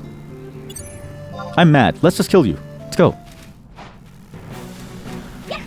But I am hoping that once I get skill number 5, like skill level 5, hand-to-hand skill 5, and I learn my first weapon ability, that the upcoming stuff is like less killing monsters and then more like, I guess, like Final Fantasy-esque stuff. Maybe sorry. Oh, I can do combo. I can't do it. Not enough TP. What? I need. How much TP do I need? I have like 1,000. So okay, do I use the skill now? Do I like just use it and try it out, or how does it work? Okay, don't press that. Okay, press this. FOV should be like this. If I go to U and I do abilities, weapon skill, combo. You can only use the command during battle. So you can't open with a skill and to attack. And then you do abilities and you do weapon skill. Then you do combo. Boom boom! I beat the shit out of it. Holy cow. It was so strong that it exploded. Examine the lock. The first digit is odd. I bet you it's like 13 or something. Attempt to unlock it. Enter a combination. We'll do 33. You have a hunch is less than 33. Okay, there we go. We'll do 19. Well,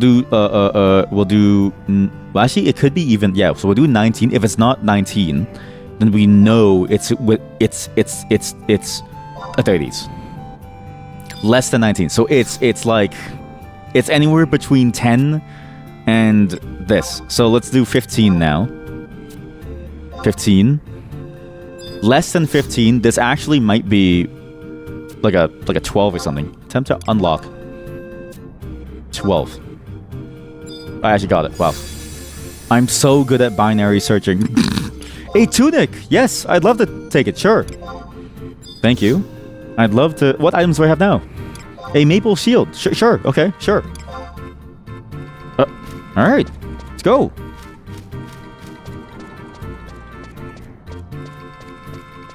Plus 2, like, all MMOs have this thing where it's like the early game is always the most boring part, right? So it's like it is kind of hard to judge the MMO for like the first 2 hours because it is like it's the same with like say World of Warcraft. Like the first 2 hours you have like no skills. Like I remember playing as like as a priest. It's like until you get your actual first offensive skill in the Shadow Tree, not even the Holy Tree. It's your gameplay is awful. What is this? I'm able to a new storyline. Sure, whatever. I'll just see it. Seekers of Adolin, sure. Oi, Gota. I reckon it'd be time to get your arses and gearwear and what have you. Whatever. Gota Maporushano? What now, matey? Whatever. Why so enthusiastic? I'm hearing that somewhere people are looking for some brave and pioneers. Would you fancy that, Aru? Pioneers in these here modern times. I can feel the old adventure spirit just pouring, roaring up inside of me. Picture it. Unknown lands. Enchanted ruins. Phantasmical natives. Natives! We get to kill natives. Come on, Gota. Isn't that fun? Don't that just beat you wheat all? Ho hum. What the fuck are you saying? Oi, oi. Don't be giving me no ho hums there, chum. Don't you feel anything anywhere in that heart of yours? Pioneering might be fun, but come back to reality for a minute. How long are you gonna ignore that adventure over there? Me? Huh? Where did I come from? When did you saunter over here? I want to know more about this whole pioneering giggy-wig. To be honest, we don't know a right bit about it either. Stuff about crossing the ocean and heading west to doing something or other for who's it, what's it? Adeline. Yeah, that be it. Adeline has started the tremendous pioneer mission as in need of an extra pair of hands or two, looking for a mighty fine adventurers like yourself. What? Where can I apply? The Juno Chamber of Commerce and Industry. Gota, you're right knowledgeable about this. Where exactly did your talkie walk to receive such information? And what else you got stolen away in that head of yours? They're holding some kind of test. Adlan Wildlands evidently like nothing you've ever seen, so they need to make sure adventurers can handle it. A test to prove that they can handle it. That means the only job be to put adventurers on the right course, matey. We ain't fit enough to fight. Gota, you wanker.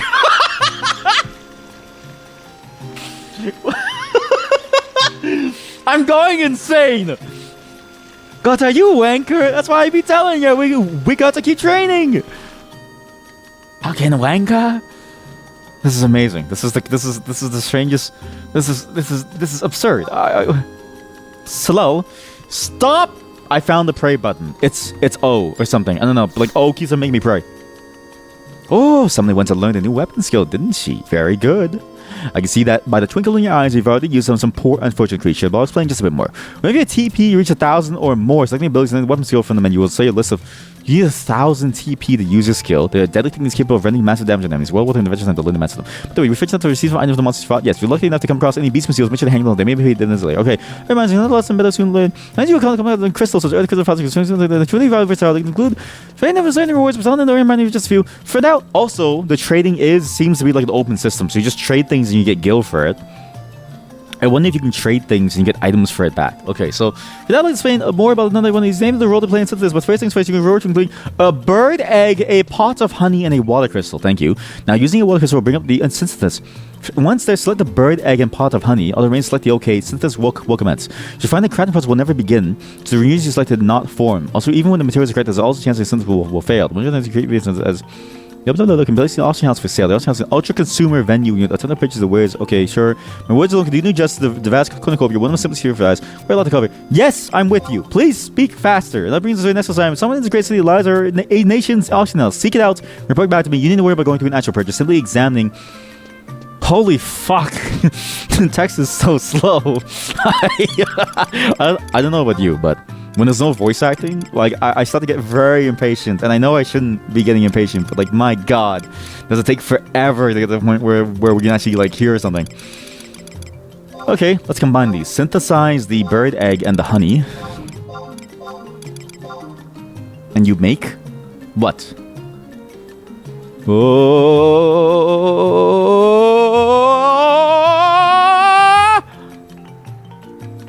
Is it done? My cooking skill rises by 0.1 points. Wah! I've made mug of honey egg. An incredibly simple beverage made by mixing raw egg with honey. Ah, good.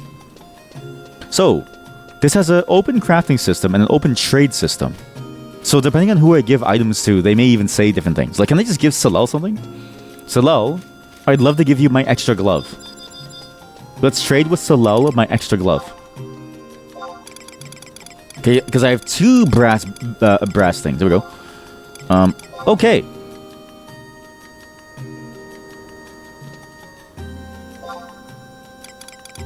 He didn't say anything. Okay.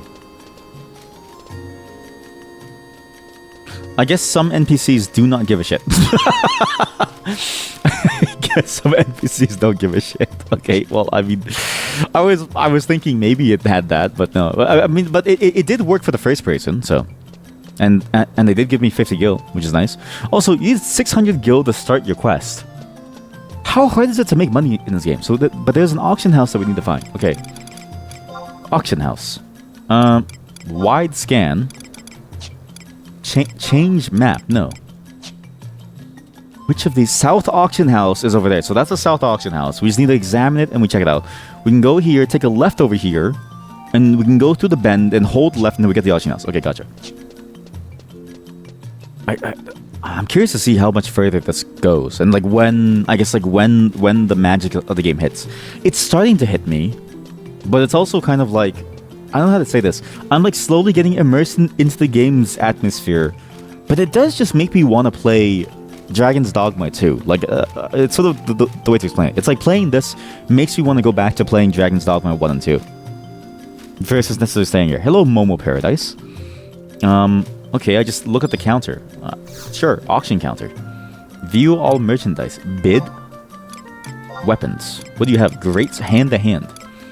Ammo. Instruments. The Cesti. The Lizard Cesti. The Cesti? Like the Incesti Cesti? What? Holy shit, there's a lot of weapons here. The Cat Bagnax. Increases damage. The game is so good it makes me want to play a different game. I mean, that's the thing, is like, it is weird because, like, not to say that like this old style is necessarily the worst thing ever, but I do feel like on some level, I'm like no longer interested in the tab target style. Like it's, I mean that's exactly it. I mean, let's check out the like housing, but at least for me, like whenever I play a game now, like I enjoyed classic WoW for a moment, but I also couldn't stand playing it anymore because it was just so slow paced. And then it's like, especially nowadays that we've seen so many iterations of different types of systems and like gameplay systems, it really makes me crave that like real time, because it feels like I have more control and more consequence and reward for my actions. Whereas here, again, all at least in my mind, all tab targeting systems do feel very isolated in terms of like your like the way that it affects you as the player. Though I will say the TP system is interesting, that you start from a baseline of 0 and then you build up to build your power to then use your skills. I can even see it as being almost like more of a problem, because especially in this game, it feels like a slower system than something like, say, World of Warcraft. Like even in World of Warcraft, let's say, and I know it's a weird comparison to make, but like in like a tab targeting game like that, even back in Classic, Yume Nikki, it's a horror game. You could have the mana and you could just like cast spam skills, right? And like that's like fun. But at the same time, I'm like also over the world of World of Warcraft, where I don't really care much about the like lore, so it don't like interest me. In this game, I really like the lore and I really like the way that the world feels, this like weird fantasy style. That's also a bit of a mix of like a modern sense, but I hate the gameplay. So Dragon's Dogma 1 and 2 fixes all of that, because it has the same type of environment almost. It even has cat people, and the gameplay is faster. Again, not to say that this is a bad game, but like you really do feel like the time is like different now. At least for me, like my taste has changed. It doesn't mean that the game is bad, just my taste has changed. Why do people drastically undercut here? What is going on? What do you mean undercut? Wait, what? Jalapeno. Is there like a trade war happening? But again, I am interested to see what this game is. And you know what? I just want to see the housing, to see what people do. Welcome, Master. This is your home, the Mog House. What? I'm a Moogle. We Moogles like taking care of houses and items. Nice to meet you. I'll tell about... What? I have a house? What? Open your main menu, Master. The button at the very bottom changes the Mog House when you're in your Mog House. Press it in the Mog House menu. Everything you can do in the house is here. Lots of things that can be too much for some masters, so we don't want to ask each of them. Okay. I got it. Thanks. Bye. Are you sure? I know everything about. Yeah. Wait. No, okay. No. Stop. Please. Please. No tutorial. Please. Change. Okay. Yes. Okay. Cool. Okay. I got things. Okay. Yes. I know everything. Okay. Bye. Okay. A little bit of advice. Sure. If you run into any problem, just ask your fellow adventurers. If you type AE hello, then your voice will be heard. If you type AE followed by issue, they do not. I don't think that's actually true. I've never had a good conversation in an online game in public. It usually goes poorly. So you just start with a home. You know, in Final Fantasy XIV, I had to write an auto hotkey script to help my wife buy her first home in the game, because it's like a lottery system where you have to wait until somebody just like loses their home for whatever reason, and then the home goes up for sale. It took us like 2 weeks. It was like 2 weeks of like 24/7 running that like script. Change house style. Change jobs. Grow plants in flower pots. What? The storage system. Layout. I have opened the Mog House, the party and alliance members. No, open? But you can't remodel while it's open. I see. You have to close it, but you can't even remodel anyways. I need furniture. Okay, the first thing that I'm gonna buy in this game is furniture. This is a sad state of affairs. I have no home. I've got nothing. How do I leave? Door back to town. Heading outside? Yes. But yeah, it's like the beginnings of something interesting. But because it's so early and so slow, it's like Dragon's Dogma, especially for these other games, right? You do lose the MMO aspect, but I feel like Dragon's Dogma 2 was so close to perfection in my mind that it just needed a bit of performance tweaks. And you basically get a lot of the same feeling, but you do lose the Final Fantasy flair, but it's still that fantasy world feeling of you adventuring in this unknown world. Because that's the thing that I get here. I want to see the world. I want to see what it is about Vana'diel that keeps people interested in the game long term. The gameplays make me fall asleep though. And it doesn't really seem like, except for the facing the enemy portion, like there's anything really about the gameplay that allows you to differentiate yourself from someone else. Other than maybe like timing skills and choosing the right skills too. Maybe that comes into play at some point, but at least for now, I haven't really felt like that's been necessary. Because I have one skill that has again, it's maybe just my class, but I have one skill that has an hour-long cooldown. Real-time 1 hour cooldown, which is crazy. That's a very long time to use a skill. And then I've got another skill that requires me to build up TP to use, so... In auto-attacking, it's a bit like playing League of Legends, and you play an ADC, and you don't press a single, like, you don't, like, and you never press Q, W, E, and R, you just click. That would be, it's so boring that it's like so boring from the perspective of, like, piloting the character that the only reason why it's still fun is because there's a skill to the idea of, like, spacing from the enemy, if that makes sense, right? But here, you don't even have that, because it's all PvE. So I was able to look at pretty hard to miss, isn't it? What do you think? It's, as I said, yes, few organizations, yep. Never cease. Okay, brass tacks to get up some levels. Yep, we need to get experience. The items such as the cherry bands, quite unique. You must wait a certain amount of time. Okay, there's also predetermined. Because what? The number of times you can use any single item is also limited. So wait, you can't use these items constantly. You only need to exchange conquest points for the signet. I can get a conquest promotion band, a chariot band. Thank you. Head over to the guard, have a go at exchanging them. After that, you can see if you can't make it all the way up to level 4 with an experience in place. Okay, cool. Thank you. So you have to give me an item, please. I am a warlock. Yes, I would like to spend my conquest points. I currently have a coupon. Sorry, I need to use my coupon. Do I just use it? Or do I trade them it?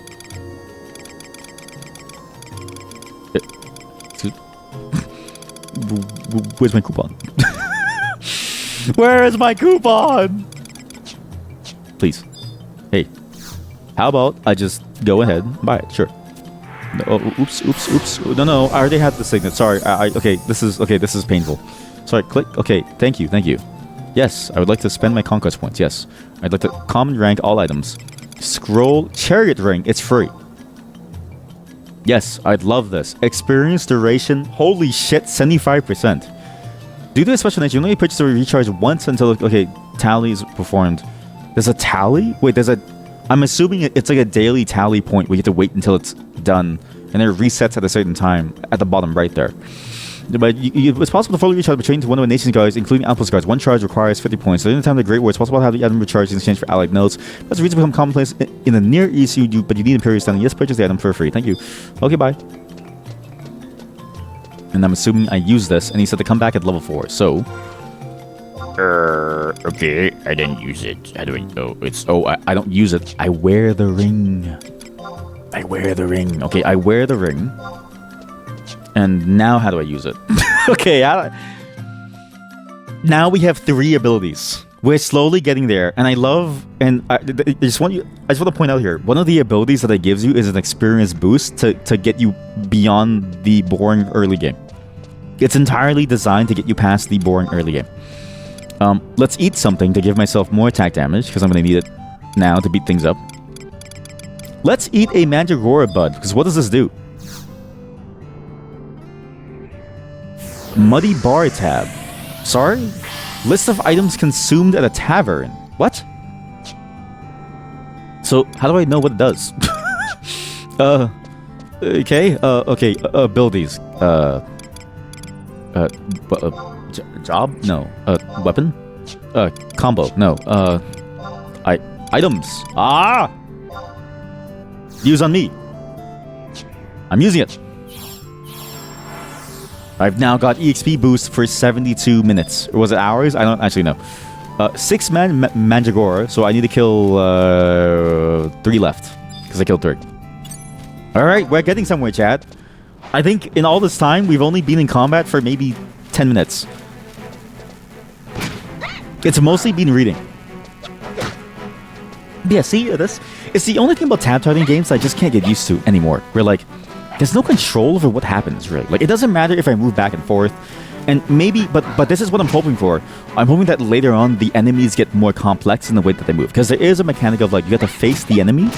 And I imagine that's when it starts to matter a lot. I just imagine that right now, because we're so early on, it doesn't really come into play. And same with like, the amount of TP that we have, it doesn't really come into play. But I'm hoping that eventually, the enemies that we face will require you to position properly and even dodge things, because it seems like there's like an AoE marker for certain skills too. So I just imagine that for now it's sort of not there yet, because I have to wait till we get there. But I don't know if that's true, and it's really the problem is that I know nothing about this game, and so at least to me, like, this is the ultimate blind first player experience, like, which is also bad, because I think nowadays, like, it would be remiss of you to not look at a video online before you play a game, just because, like, you know, especially an online game is too complex to get all the things that you need to know from just playing it out of the gate. I think it'd be better for you to look at an online video of the game before you play it. But effectively, you're watching me, so I guess this is your online video of the game. I just don't have that luxury for myself. And in doing so, you might end up in a much better place than I am at the moment. Boom, boom, boom! Where I'm currently trying to... I'm already level 5, sorry. I already got there. Where I'm like trying to make sense of what's like going on here.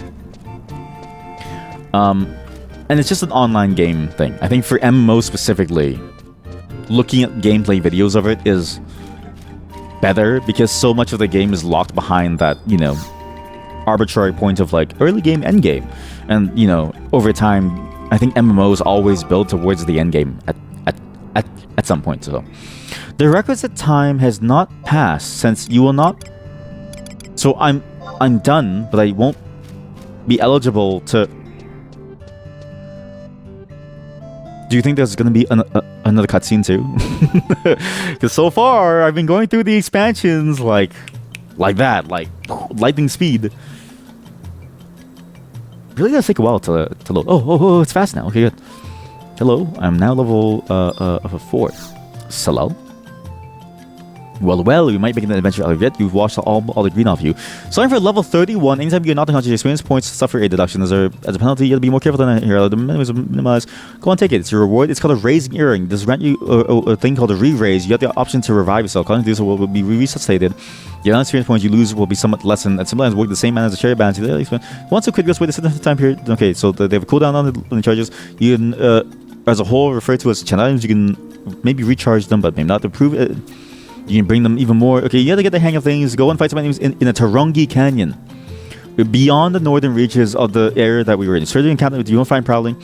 It may be a bit daunting. Slay one beast, send them back. Just keep in mind, the further you stray, the more ferocious. Misuse is a check man. Okay, bye. Oh boy, we have to fight more monsters. Yay. I think too, like, for the older games, there's one thing that I noticed too. In a way, quest design has not really gotten better. But I think the flow of the quests have gotten a lot better in recent years. Where, like, it's still a quest really boiled down, I think, within games to the idea of, like, a fetch quest, right? Or a kill quest. You just do something, get a certain number of things done. That's what you really do. It hasn't really gotten much better, but it has somehow gotten more interesting in that the flow is a lot faster, because monster density seems to have increased over the years. And I noticed that the most when I played classic WoW, and I found that I had to walk this distance to fight monsters. Whereas like modern day WoW, let's say you play from the Frozen Throne, right? You go to the, I forget the area now, I think Northrend, and there's like an evil dwarf every like 5 seconds. Like it's like constant. What the hell is this thing? So he said over here, this is the new area. The Yagudo Initiate. Seems like a decent challenge. Ha! Hoo, yeah, hoo, ah, hoo, ah. It's like a bird person. I wonder if you can dodge moves by walking out of their plane of sight. It does not seem like you can. But yeah, this game definitely has the older style of a quest system. But it's weird how this game also has a more interesting quest system than something like World of Warcraft. Or like other MMOs of its type.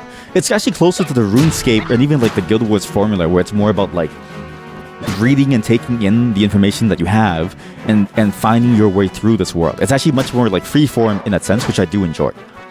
But it is a very slow process. He's in the pair of me. Maybe I need to stop hitting now. Out of range. Oh, there we go. Wait, no, he defense boosted. That's not good. He's quite strong. He's done 30 damage. The bird has done 30 damage to me. Ooh. Holy shit, I got a lot of items. I got a bunch of feathers and a wind crystal and a treasure chest. Okay, good. It's a casket now. Oh, it just opens. A flask of apple ew. What? Apple juice and milk sounds disgusting. Sorry, that sounds absolutely disgusting. Flask of apple olay.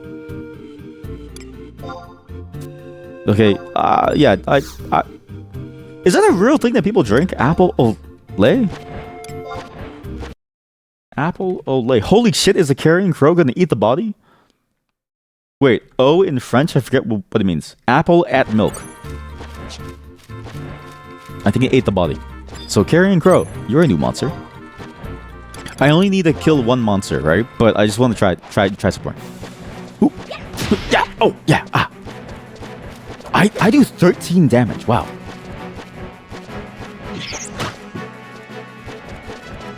But yeah, see, like it's not really exciting because you do the same thing over and over. Like it is missing something. Maybe there's a faster way to progress to when the game gets good that I'm missing. Because I can see my TP bar rising, and I can't hold my TP. I have 1.7k now. And I did notice that it sort of loops back onto its own bar, and sort of fills the bar even further. So maybe you need like multiple levels of it to do more. But I wonder if there's even like a faster way even to make use of it. Like maybe you could even go even further with it. And you can not only stack up more, to save more, but to even just to like build more quickly. And then maybe the combat becomes much more dynamic. But I have no clue. But at least for now, this has been a rough ride. Because it took 2 hours to get into the game. It's going to take another... And this is like... And the pace is very old school too. Where it's like, it might take me a couple hours to get to the point where the game starts to open up. Because I'm level 6. And there's level 70 items. And at the rate that we're going at, this might take a couple more hours until we get there. But at least it's, at least the download section was like fun. It was fun to learn that they built this game on the PS2. I still don't really get how they built this on the PS2 though. Because you're telling me that there's a 3D modeling tool that like runs on the PS2 that they ran on it to like do it, or like did they import the models? I just don't know how that how they did it.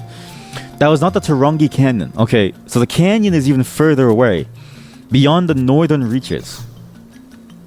Sorry, please stop talking to me. It's even further away.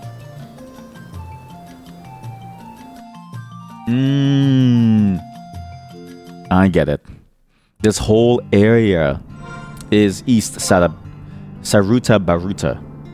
That's okay. It's literally telling me to go off the map to go to Tarongi Canyon. Okay, I get it now. Sorry. I kind of should have figured, but sorry. I also have no space. I need to recycle some items. Okay. Wind crystal. What does this do? Yeah, no shit. My inventory is full. What? Eat this.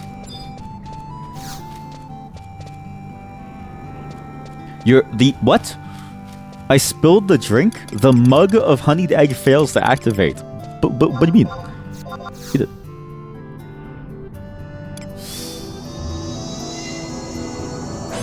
There we go. Alright. Now, what do you do with the items? I can drop this. Yep. Do you throw away a maple shield? Can I use this? Is it for monks? This is for monks. Okay. This is for monks. I also like how one of the classes is called Run. So there's a puppy and there's a Run and a summoner. I have 2 Bagnac, so I could throw away 1 Bagnac actually. This is the one thing that I do enjoy about modern MMOs too, is that they no longer have this thing of like your inventory is so limited. It's more of a modding take on it, I guess, but I really don't think games should limit your inventory ever. It's always more of a hassle as a player to manage it than it is fun, unless you do something like Resident Evil 4. Like that game to me made inventory management its own mini game, which I really appreciated. But without that, it just feels like a tedium. What are the odds that I will be blind? Do I even need this sprout? I don't even know what this thing does. Just throw it away. No. Okay, well you asked me to confirm, now I don't know. Wind crystal, use. Is there like a recipe book somewhere? I can do items. 2 leaf, and I'll do this, sure. The combination of materials cannot be synthesized. How do I know what to do? Earth crystal, sure. Because water crystal makes food, right?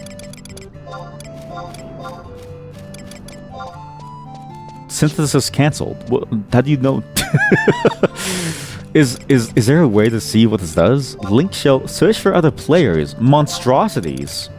What? Search for manipulators ready to be engaged in belligerency. What? Wait, am I belligerent? Is that why it calls me a monstrosity? Look, it calls me a monstrosity. Oh, PvP is probably the monstrosity thing. Holy shit, there's a crab. Where am I? Uh-oh. So, okay, wait. So how about we go here? Trade. Not that. Search for other players. Ballista, who have entered or are currently participating in Ballista. What is a Ballista? Search for people by comment. What? Looking for friends. Wait, edit comments? Edit my search comment. Looking for party or XP members to rage. Looking for looking others. I want to die. Oh, whoa. Well, it looks like it worked. Someone found me. Eat shit, motherfucker. Let's go. Yeah, let's go. I did want to die, so here I am fighting for my life. Yeah. Anyways, I'll be back in just a moment. Watch this. I'm gonna go get some. I'm gonna go make a sandwich because it's actually gonna take a while to fight this thing.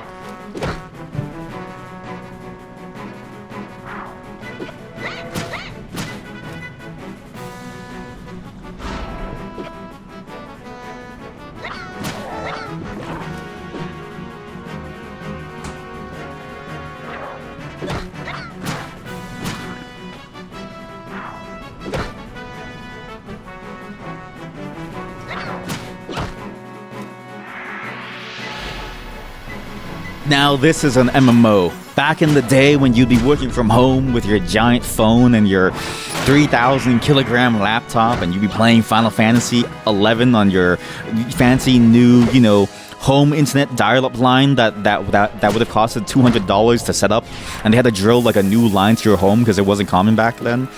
And you just sit at your desk after making a call on a meeting, and you just be eating food as you fight this Yagudo acolyte who attacked you out of nowhere. Stop hitting me.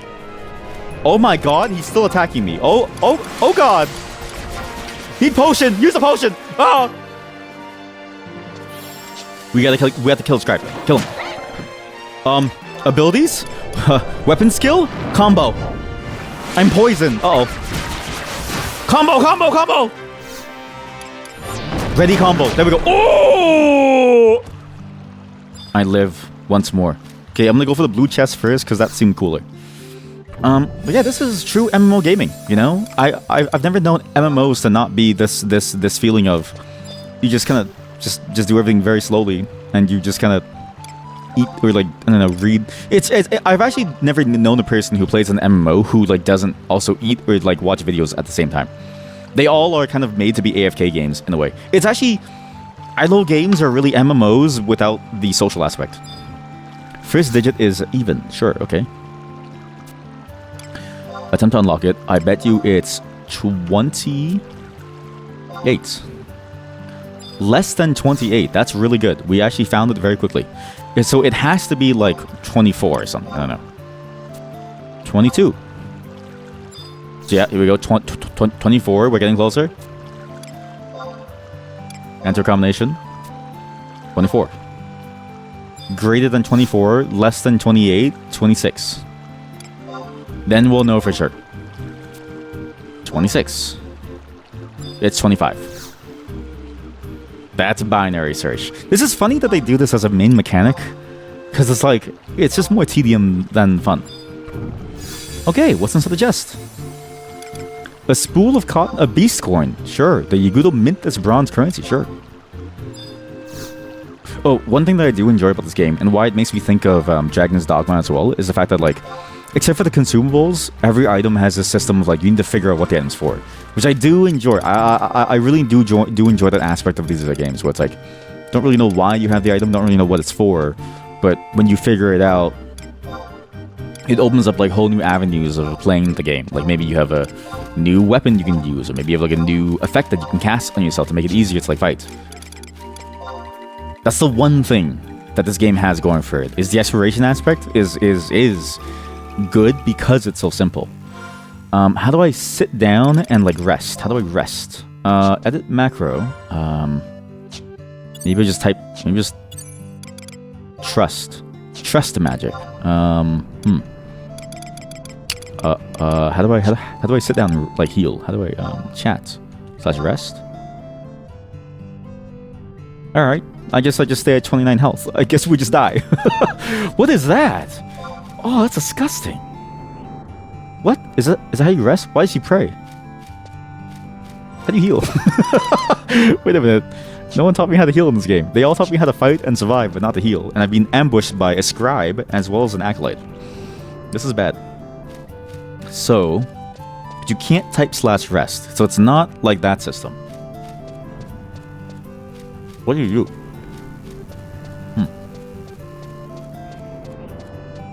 I guess we just die. I don't know. Right? Because until level 31, I don't lose EXP. And I have the re-raise thing, so it's technically cheaper to die and come back to life than it is. You know what? Just like in real life, it's cheaper to die than it is to find healthcare. It's actually, this game is a political commentary on the failing healthcare systems of the world, right? I bet you there's even a pay-to-win option to get healthcare. Actually, this game so far, it's fascinating that this game doesn't really have any pay-to-win aspects. As far as I can tell from the website, you only buy clothing. It is a very old-school paradigm nowadays. But there wasn't even as far as I could tell, a level boost either. It was just sort of here. Nyan? Are you saying yen because you agree with my healthcare thing? Cheaper to die than it is to like find healthcare? Sorry, I'm eating a pickle. It's a it's a Vietnamese pickle. Pickled with fish sauce, and other spices and the stuff. And you combine it, and it's not just like a pickle of a cucumber. It's actually a very flexible pickling method that allows you to pickle anything. You could even use it to pickle and cure Goblin Fisher, a piece of raw meat. Oh my god, it's a person.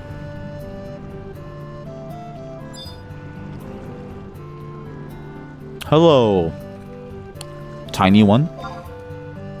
Oops, I messed up the spelling. How are you on this beautiful day? Oh, small but mighty one.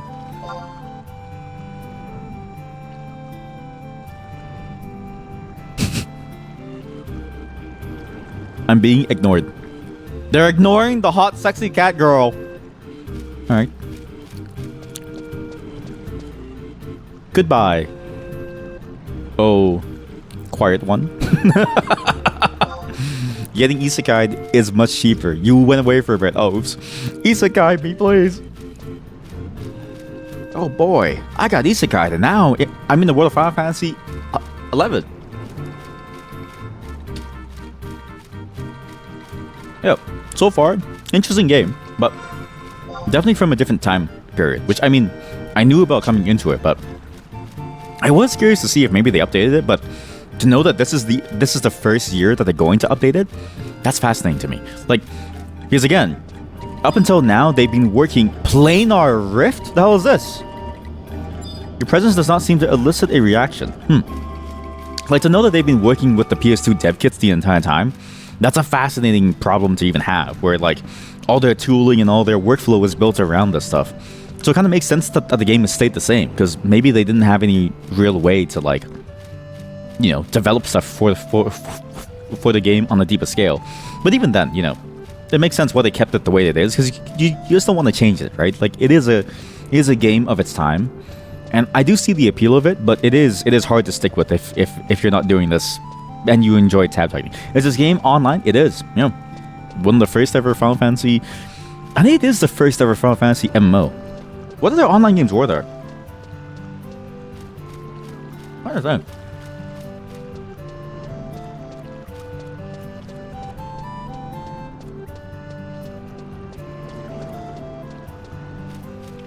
I guess maybe the fighting games, but their fighting games weren't online, and I swear their fighting game came out after this. Like, wasn't because Dissidia, I swear, came out after Final Fantasy X, and that was like a local co-op thing, not really an online thing, unless I'm mistaken. And it could be played online with the PS2 online stuff, but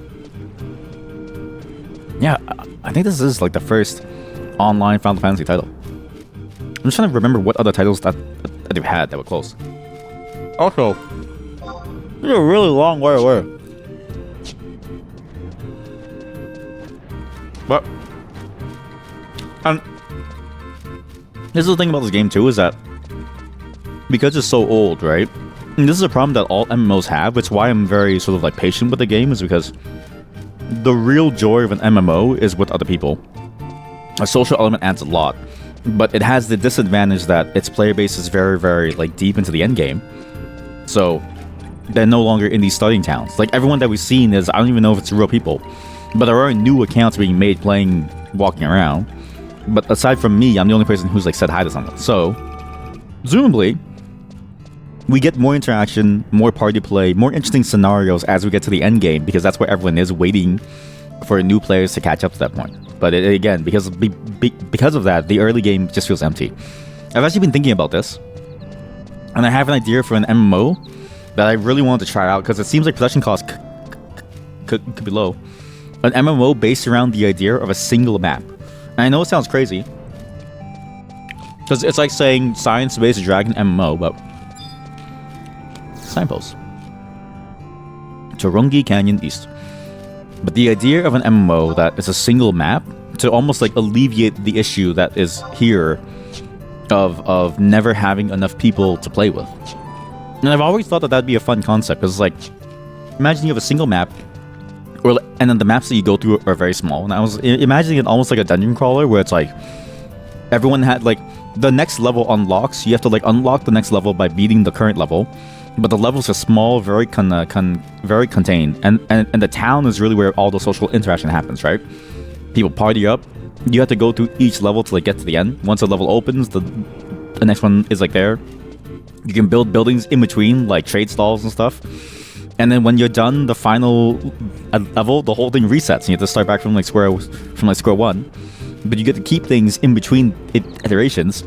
I always thought that'd be like a fun concept, because then it gets around the issue of like no one's ever here in these early parts. Because again, this is a beautiful map. Yeah, exactly. Low key like SEO, kind of. Yeah, exactly. Where you get like more time within like a specific spot, and you build these like interesting social interactions that like MMOs are like known for, but it's still a game that you can play too. So it's like best of both worlds. Because like really, I think a lot of people will probably share this opinion, but I'm not really sure. But the best time of an MMO's lifetime is early on, because if you can get in with the same train, you progress at the same time as everyone else. It's a bit like being in the middle of like a crowded town square. There's a lot of activity, and everybody's on the same boat, so it ends up being fun because everyone's moving alongside each other. Whereas here, there's nobody. Sounds like a nightmare. Well, that too. I was thinking it could be a nightmare because it's like,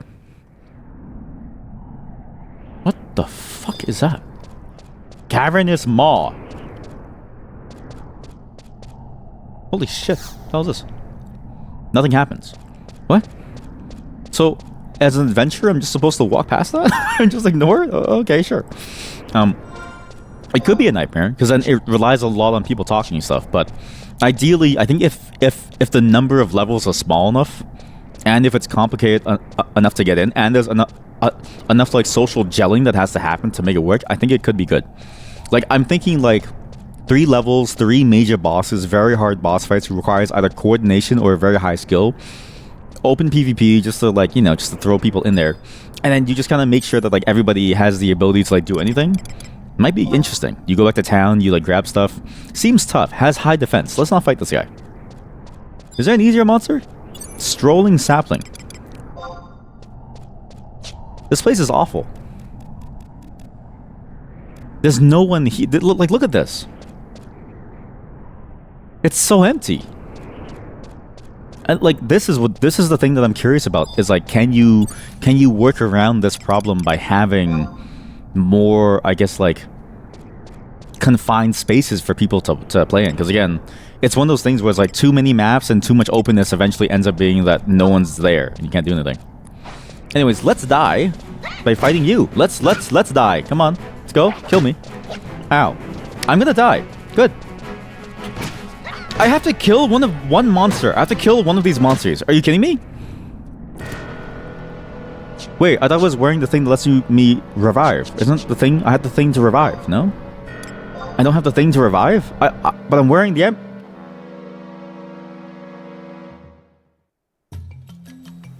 No. God, no. Please, no. You miss countless times where you can always catch up to high-level players just by grinding. Nowadays, games have a daily ESP cap that prevents you from catching you up, and you need to play daily. Yes, and also like, even when you catch up, there's like, it's the problem of like all MMOs. Whoa, you look cool. Is that all MMOs have you going down the endless treadmill of like having to get more and more items, right? So it's like, even if you catch up, you're never really at the point where you're able to play with somebody, even if your level's the same. Because it's really your stats that have to be the same as well. So it's like, really, you're just playing a single player game alone for most of your experience. And I got a single player go through that again, but I don't want to ever do. I don't want to do that again for now, because that was that's it. But yeah, I mean, this is Final Fantasy XI. I think I had more fun going through the wiki than playing the game. At the same time, though, we're too early to draw a conclusion. So it's like, it's just the hard part of these older games where it's like, I think off stream, I'm going to grind a shit ton and get higher level because it's like, when you get to the point where it's fun, it's way later on compared to now. But it just takes you so long to get there that it's like, oh, you gotta like really work up to it. But it is a cool game, and it's interesting to see that it's still alive and still healthy and still active with a fairly large player base somewhere. This player base is somewhere in the world. I see some people every now and then, like Frozen Ink, very cool character, but for the most part, they're hiding somewhere. I don't really know where. We'll find them eventually, but at least for now, we're in dire straits. It's going to take us a while. Hey, Trevor Bot. This person was here last time too. Hello, Trevor Bot. You real? They ignored me. They're probably not real. And if anything, I do enjoy the exploration and the way that you go about the game. Because it's like, you have to pay attention to the dialogue. You have to figure out where you go. It's very close to the idea of RuneScape, or even closer to the idea of Guild Wars, or even closer to the idea of like Dragon's Dogma in this exploration. I was actually very surprised by that. Because even around this time, I feel like most games, even single player, were very, very, very pointed with their quest lines and how they go around places. But like this one is like, there's a lot of openness in how you can decide to tackle the storyline of the game and how you want to go. You can really see the DNA of, I think, Final Fantasy XIV, because I played it a bit off stream too. And I did notice how the quests, you can just kind of do anything, follow any storyline that you want, and there's a lot of like storytelling to be had. And I was even talking to another chat member when we played a racing game together inside of a chocobo at the Gold Tower. Was it the Gold Tower? Something to like it's the casino place. It was fascinating to sort of hear that the storyline was like very good. But I can sort of see it with this too. Like this feels like a game that you sit down with and really explore the world with and see what's all around you, see all the really cool things happening. But just not now. I just died, and the thing that was supposed to bring me back to life, which I have equipped, mind you. I have equipped. Maybe I'm supposed to cast it first, but it didn't work. So just here now. So that's Hey, you guys want to see the Play Online viewer again?